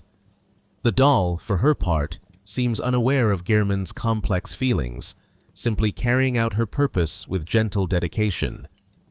When the hunter defeats Lady Maria in the hunter's nightmare, the doll comments that she felt a liberation from heavy shackles, suggesting some connection between her and Maria's trapped consciousness, though the exact nature of this connection remains mysterious. The mechanics of how hunters become bound to the dream are not fully explained. The protagonist undergoes a blood transfusion at the game's beginning, receiving a bit of Yharnam blood from an elderly figure who may or may not be connected to the church. This transfusion appears to be the mechanism by which the connection is established. The dream then beckons the hunter, pulling them in during moments of unconsciousness or death. Once bound, a hunter can repeatedly die and resurrect, maintaining their accumulated strength and equipment, trying again and again to accomplish their assigned task. What exactly that task is depends on the circumstances. For some hunters, the purpose appears to be simply killing beasts, maintaining the hunt in perpetuity. For others, specifically the player character, The goal is more specific. Find and eliminate the source of the spreading scourge of beasts. This leads the hunter on a path that takes them through all of Yharnam's districts, from the streets of central Yharnam to the Forbidden Forest, from the Nightmare Realms to the deepest chambers of the Pthumerian labyrinth. The phrase, "seek pale blood," appears at several points, though its meaning is never fully clarified. Pale blood may refer to the moon presence itself, whose pale form embodies the concept. It may refer to the special blood required to transcend the dream, or it may be a more abstract concept representing the truth that lies beyond all the layers of deception that constitute Yharnam's public face. Regardless, the search for pale blood drives the hunter forward, pulling them deeper into the mystery. Gehrman's role as the first host of the dream is both honored position and terrible curse. He sits in his wheelchair most of the time, unable to walk normally, confined to this space that exists outside time and space. He watches as hunter after hunter passes through, most of them failing in their assigned task, dying repeatedly until they go hollow or lose themselves to bloodlust. He offers advice and guidance, but there is a weariness to his demeanor, a sense that he has watched this same cycle play out too many times to remain invested in the outcome. Occasionally, Gehrman can be found sleeping, and during these moments, his true feelings emerge in fragmented, mumbled dialogue. He calls out to Master Willem and to Lawrence, begging them to free him from the dream. "Oh, Lawrence, what's taking you so long? I've grown too old for this, of little use now, I'm afraid." These moments reveal that Gehrman is not a willing participant in this arrangement, but a prisoner, desperate for release, but unable to escape without someone to take his place. When the hunter finally defeats Murgo's wet nurse, silencing the Great One's cries, the hunter's dream begins to change. The workshop catches fire, burning with flames that should not be able to harm this ethereal space. Gehrman awakens from his usual slumber and approaches the hunter with an offer. Submit to death and be released from the dream, waking in Yharnam as the sun rises. "The night and the dream were long," he says. "You will die, forget the dream, and awake under the morning sun. You will be freed from this terrible hunter's dream." This offer represents Gehrman's own mercy, his attempt to spare the hunter from the fate he has endured. If accepted, Gehrman uses his burial blade to behead the hunter, a quick and painless death that severs the connection to the dream. The hunter awakens in Yharnam as dawn breaks, freed from the nightmare, but also relieved of the power that came with being dream-bound. The hunt continues, but they are no longer part of it. If the hunter refuses this offer, a different path opens. Gehrman, disappointed but understanding, decides he must take the hunter's place in the dream by force. The ensuing battle is brutal, with Gehrman demonstrating why he earned the title of First Hunter. He wields the burial blade with masterful precision, dodging and attacking with the art of quickening he pioneered, using every technique he spent decades perfecting. His voice during the fight mixes exhaustion with determination. This is a hunter's dream. Defeating Gehrman does not end the cycle, but simply transfers the burden. The moon presence descends from the burning sky, its massive form with writhing tentacles and gaping maws representing the true power behind the dream. If the hunter has not consumed at least 3 third umbilical cords, the moon presence embraces them, draining their will, and the hunter becomes the new host of the dream. The doll is then seen pushing the hunter, now confined to Gehrman's wheelchair, back toward the workshop. A new hunt will begin, with a new host to guide future hunters. But if the hunter has consumed 3 cords, granting them insight into the nature of the Great Ones, they can resist the moon presence's embrace. A final battle ensues, hunter against Great One, mortal against cosmic entity. The moon presence's attacks are devastating, capable of reducing the hunter's health to a single point with a gesture, but it can be wounded, can be defeated through skill and determination. And when the moon presence falls, something unprecedented occurs. The hunter's body convulses and transforms, shrinking down into the form of an infant great one, a small slug-like creature with a grotesque but somehow innocent appearance. The doll approaches, lifting this newborn entity gently. "Are you cold? Oh, good hunter." This transformation represents the completion of humanity's evolution, the transcendence that every faction in Yharnam had been seeking. But it comes at the cost of everything that made the person human. They have become a great one, but in doing so, they have lost their identity, their memories, their connections to everything they were. The implications of these endings are profound and disturbing. The good ending, where the hunter becomes a great one, represents the successful completion of the goal that drove Lawrence, Willem, the Healing Church, and the School of Mensis. But this success is indistinguishable from annihilation. The person who began the game is gone, replaced by an entity that exists on a higher plane but has no relationship to who they were. The hunter's dream is revealed to be not a sanctuary, but a recruitment mechanism, a way for the moon presence to conscript mortals into service in its campaign against other great ones. Every hunter who dies and resurrects in the dream is being used, their struggle and suffering serving purposes they cannot understand. The cycle is self-perpetuating. Hunters fail, new hunters are recruited. The dream continues. The hunt never ends. Even escape, whether through accepting Gehrman's mercy or defeating him to take his place, simply maintains the system. The gravestones scattered throughout the dream represent a chilling implication. Each one marks a location in Yharnam or the Nightmare Realms, allowing fast travel. But they also suggest there have been many hunters before, each one leaving their mark on the dream before moving on or failing. The dream is not a recent creation, but has existed for an unknown span of time, with Gehrman serving as host throughout, watching countless hunters struggle and fail over and over again. The small details throughout the dream reinforce its nature as prison disguised as sanctuary.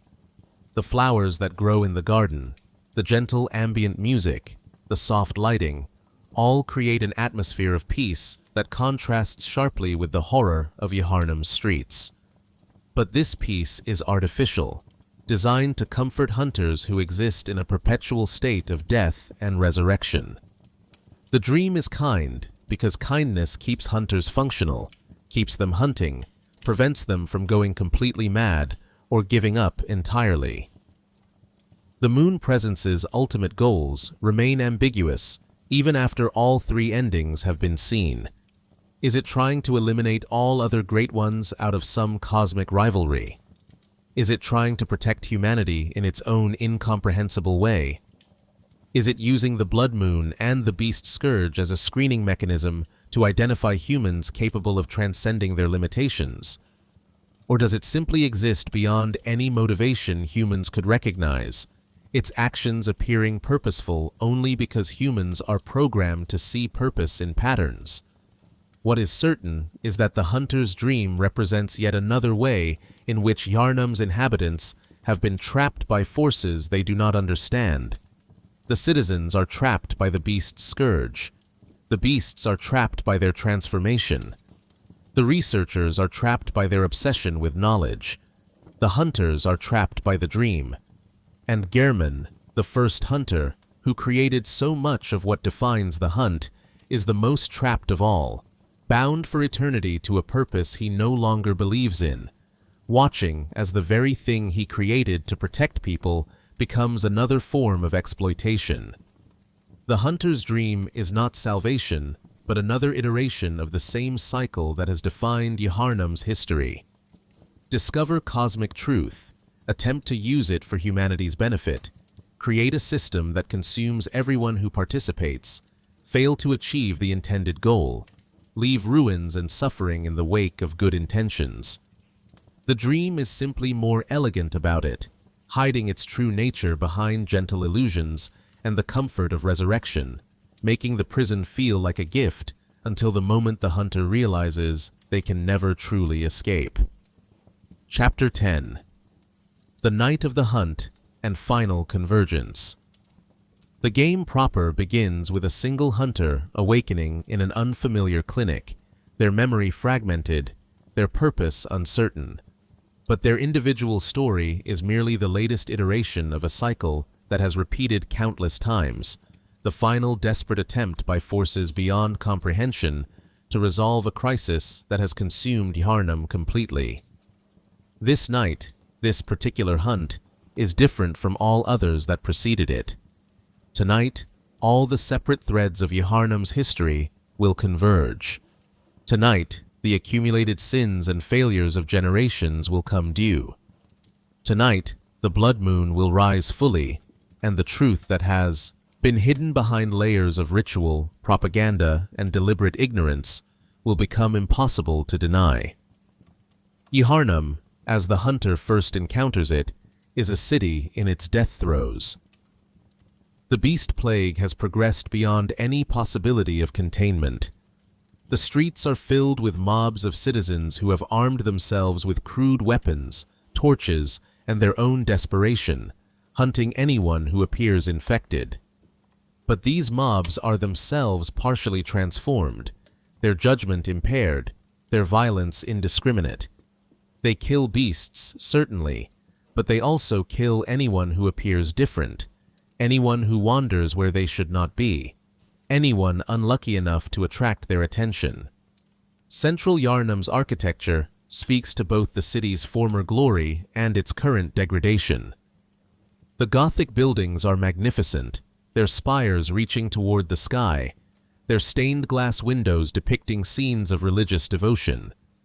But the streets between these buildings are narrow and dark, filled with coffins and crucified corpses, with pyres burning bodies, beast and human alike. The smell of smoke and blood permeates everything. The sound of screaming, both human and bestial, creates a constant background cacophony that never quite resolves into silence.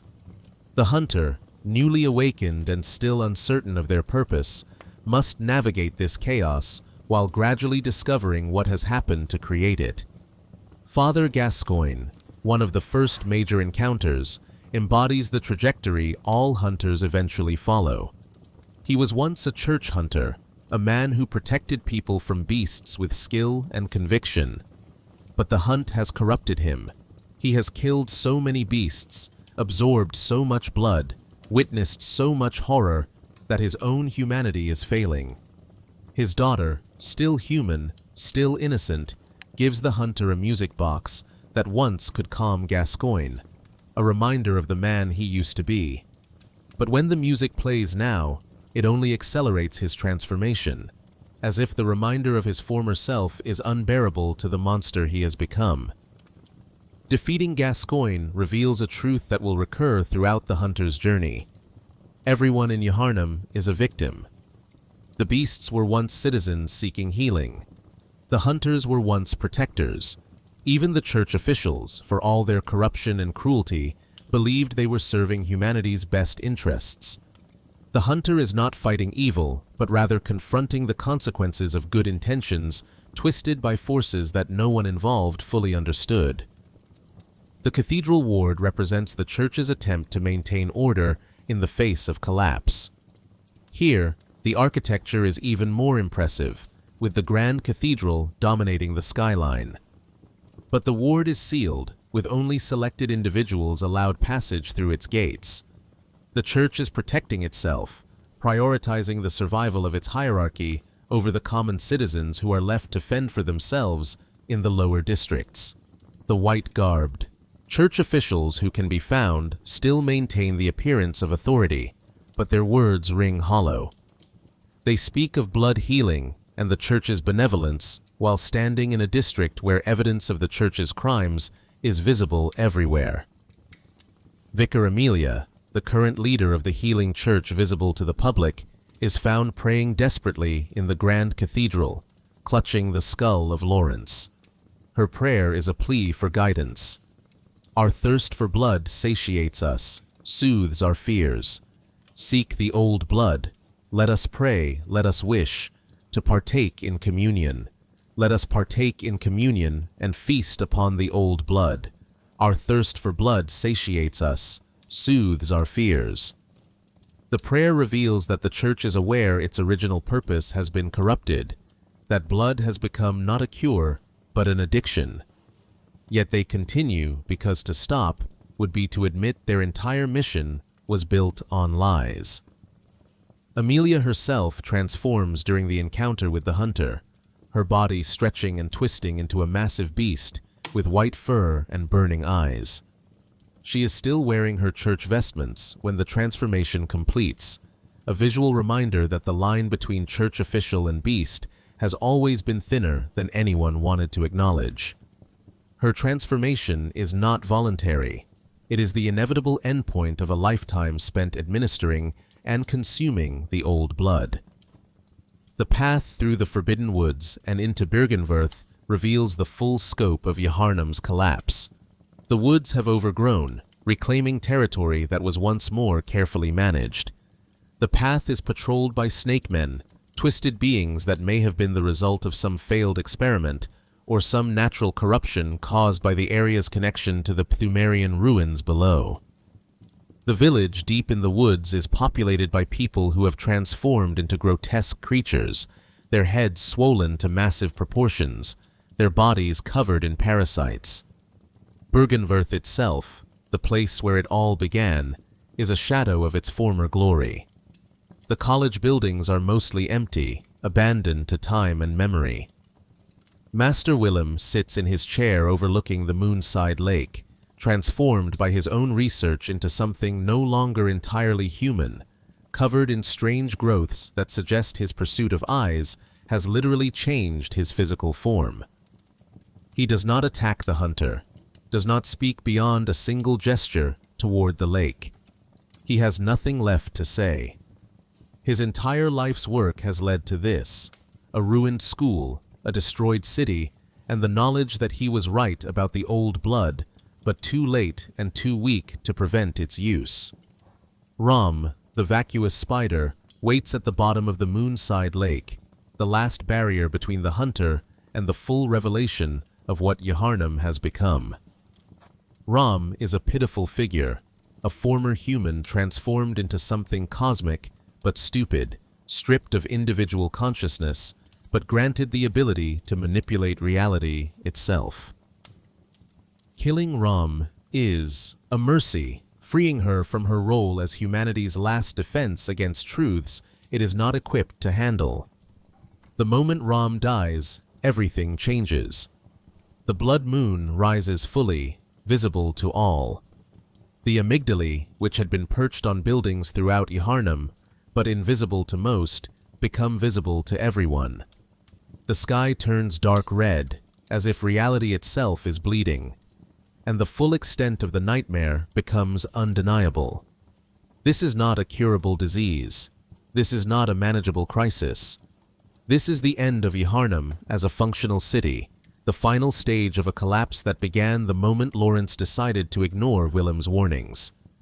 Yahargul, previously hidden or accessible only by being killed by snatchers, opens fully.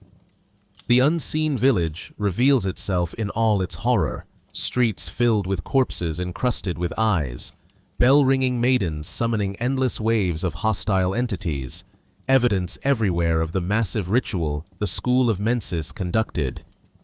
The village speaks to the lengths Yharnam's factions were willing to go in pursuit of cosmic truth, the complete disregard for human life and dignity that characterized their research. The nightmare realms become accessible, pulling the hunter into spaces that exist parallel to the waking world. The hunter's nightmare, created by Kaus's curse, is a purgatory where hunters are trapped eternally. Ludwig, once the glorious captain of the church workshop, is found here as a massive, grotesque beast, having lost all traces of his former nobility and faith. Only by reuniting him with his holy blade does a fragment of his humanity return, allowing him to speak briefly about what happened to him, how he tried so hard to do good, but ultimately became just another monster. The research hall, floating impossibly in nightmare space, reveals the full horror of the church's experiments on patients. The patients, with their grotesquely swollen heads, call out for Lady Maria, begging for help that will never come.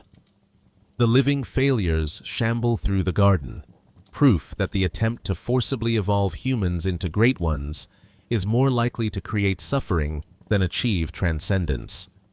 And at the top, in the astral clock tower, Maria herself stands guard over the final secret, forced to relive her hunter identity forever, unable to escape through death, because death has no meaning in the nightmare. The Fishing Hamlet, at the deepest level of the hunter's nightmare, is the source of all the rest. This is where the original sin was committed, where Byrgenwerth scholars and early church hunters massacred innocent people in pursuit of knowledge. The village is frozen in the moment of its destruction, the residents still traumatized, the priest still muttering his accusations.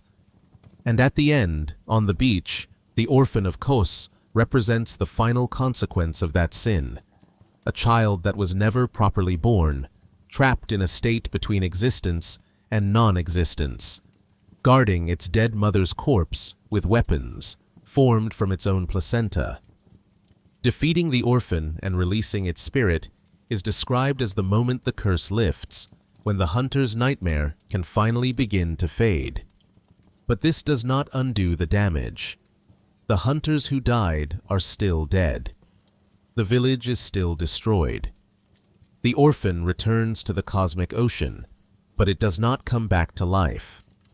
The nightmare ends not with restoration, but with the closest thing to peace that such a cursed place can achieve: silence. Back in the waking world, the path leads inevitably to the nightmare of Mensis, where Mikolash babbles about eyes and insight, running through impossible corridors, serving as a monument to the futility of direct communion with great ones.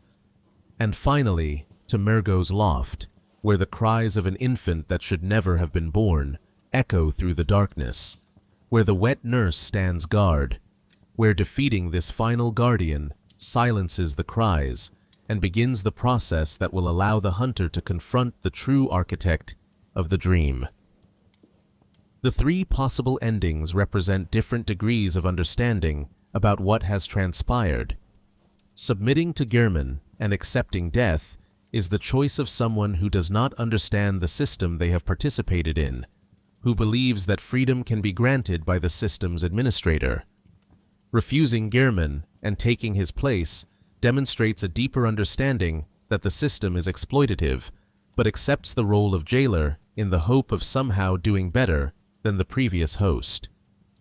Consuming 3 umbilical cords and resisting the moon presence, then defeating it to transcend into a new great one, represents complete understanding of the cosmic truth underlying all of Yharnam's suffering, and the acceptance that the only escape from the cycle is to become something that is no longer human. None of these endings is truly victory. The city of Yharnam is still doomed. The beast plague will continue. New hunters will be recruited. The blood moon will rise again. But for the individual hunter, the personal nightmare can end, either through death, through becoming someone else's nightmare, or through transcending into something that exists beyond the concerns of mortals. The night of the hunt that the player experiences is the culmination of centuries of mistakes, each generation believing they would be wiser than the previous, each making decisions that seemed rational at the time, but contributed to the eventual catastrophe. The Pthumerians consumed blood and became beasts. Yharnam learned this history and consumed blood anyway. Byrgenwerth discovered the dangers and split over how to proceed. The healing church chose power and profit over safety. The School of Mensis chose knowledge over ethics. The hunters chose violence as solution to problems created by violence. And through it all, the Great Ones watched, sympathetic but fundamentally incapable of helping in ways that would not cause more harm. What the Night of the Hunt proves, ultimately, is that some problems have no solution. The beast plague cannot be cured because its source is the blood healing that people desperately need. The cycle of hunting cannot be broken because stopping the hunt would allow beasts to overrun the city. The church's power cannot be challenged because the church is the only institution capable of organizing any kind of coordinated response to the crisis. Every choice leads to more suffering. Every solution creates new problems. The hunter can kill individual beasts, can slay great ones, can even transcend mortality itself, but cannot save Yharnam because Yharnam chose its fate the moment it decided cosmic power was worth any cost. The sun may rise over Yharnam at the end of the hunter's personal journey, but it illuminates a city that is fundamentally broken, populated by people who are either dead, transformed into monsters, or in the process of becoming one. The few survivors huddle behind locked doors, praying the hunt will end, knowing it will not. And somewhere in the dream, or in the depths of the labyrinth, or in the nightmare realms, new hunters are being recruited, new prey is being designated, new cycles of violence and suffering are beginning. The night of the hunt never truly ends. It merely passes from one hunter to the next, an endless relay race where no one ever reaches a finish line because there is no finish line. There is only the hunt, forever and always, until the last human has transformed into a beast or evolved into something beyond humanity, until Yharnam is nothing but ruins haunted by the ghosts of those who dared to reach for the stars and found only blood. Conclusion: the lore of blood and dreams. We have traced the complete history of Yharnam, from the ancient Pthumerians who first communed with the Great Ones, to the lone hunter who awakens in a nightmare from which there may be no true escape. It is a history defined by cycles, discovery and destruction, elevation and corruption, healing and transformation. Each generation believes they will be the exception, the ones who finally master the cosmic truth that destroyed all who came before. Each generation is wrong. The lore of Bloodborne is not simply a collection of backstory elements to provide context for gameplay. It is a meditation on the nature of knowledge itself, on the question of whether some truths are too dangerous to be known, whether some powers are too corrupting to be wielded. Every faction in Yharnam pursued legitimate goals through what they believed were reasonable means. The Pthumerians wanted to serve their gods and gain their favor. Byrgenwerth wanted to understand the cosmos. The Healing Church wanted to cure disease and save lives. The Hunters wanted to protect people from monsters. None of these goals were evil, but the methods required to pursue them, the compromises made along the way, and the unforeseen consequences that emerged transformed every noble intention into a nightmare. The Great Ones themselves are not villains in any conventional sense. They are sympathetic beings who answer when called, who grant wishes and respond to prayers. But their nature is so fundamentally different from humanity that their help is indistinguishable from harm. When they grant eyes to line the brain, those eyes perceive truths that shatter human sanity. When they respond to pleas for surrogates, they create pregnancies that destroy the mothers. When they establish contact with scholars, that contact transforms the scholars into beings that can no longer be called human. The tragedy is not malicious intent, but rather the fundamental incompatibility between cosmic entities and mortal life. Blood serves as the central symbol around which all of Bloodborne's themes revolve. Blood heals, but also transforms. Blood connects people to the divine, but also corrupts them into beasts. Blood is life and death simultaneously, the medium through which evolution and degradation occur. Every character in the story has a relationship with blood, consuming it, harvesting it, studying it, fearing it, becoming addicted to it. And blood is ultimately what dooms Yharnam, the miracle cure that becomes a poison, the gift that becomes a curse. The hunter is the player's avatar in this story, but also a symbol of humanity's attempt to solve problems through violence. Every beast killed is one less immediate threat, but also proof that blood healing is still corrupting people, still creating new beasts to replace those slain. Every great one defeated is one less cosmic influence manipulating reality, but also an act of violence against beings that exist beyond conventional morality. The hunter cannot solve Yharnam's problems because the hunter's methods are part of the problem, violence answering violence in an endless cycle that benefits no one except perhaps the moon presence, which uses hunters as tools in its own incomprehensible agenda. If there is hope to be found in Bloodborne's lore, it exists only in the smallest of moments. The kindness the plain doll shows to hunters who pass through the dream. Jura's protection of the beasts in Old Yharnam, futile but sincere.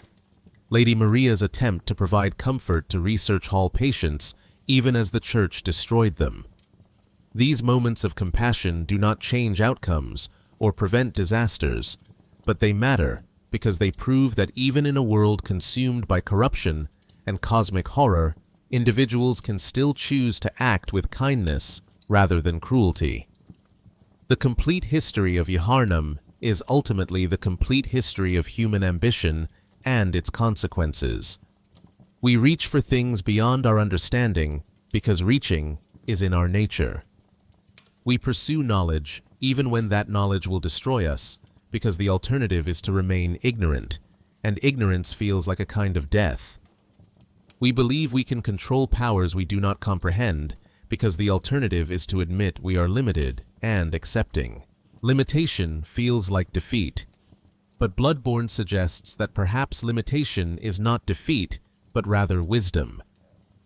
Master Willem was right to fear the old blood. Not using it would have meant people continued dying of treatable diseases, would have meant foregoing the chance to evolve and transcend. But using it meant the beast scourge, meant the destruction of Yharnam, meant suffering on a scale that far exceeded any benefit the blood could provide. Sometimes the correct choice is not to take the risk, not to reach for the power, not to pursue the knowledge, even if that means accepting that we will remain as we are rather than becoming something more. The night of the hunt continues because no one has learned this lesson. The cycle repeats because each new generation believes themselves exempt from history. The nightmares proliferate because the dreamers refuse to wake up. And perhaps that too is part of human nature, the inability to accept that some questions should not be answered, some doors should remain closed, some truths are better left undiscovered. We hope this deep dive into the complete history of Yharnam has illuminated the rich, complex, and deeply unsettling lore that makes Bloodborne such an unforgettable experience. If this exploration resonated with you, please consider liking this video and subscribing to the channel for more long-form lore analyses. Let us know in the comments what game or topic you'd like us to examine next. Until then, may you find your worth in the waking world. Good night and good hunting.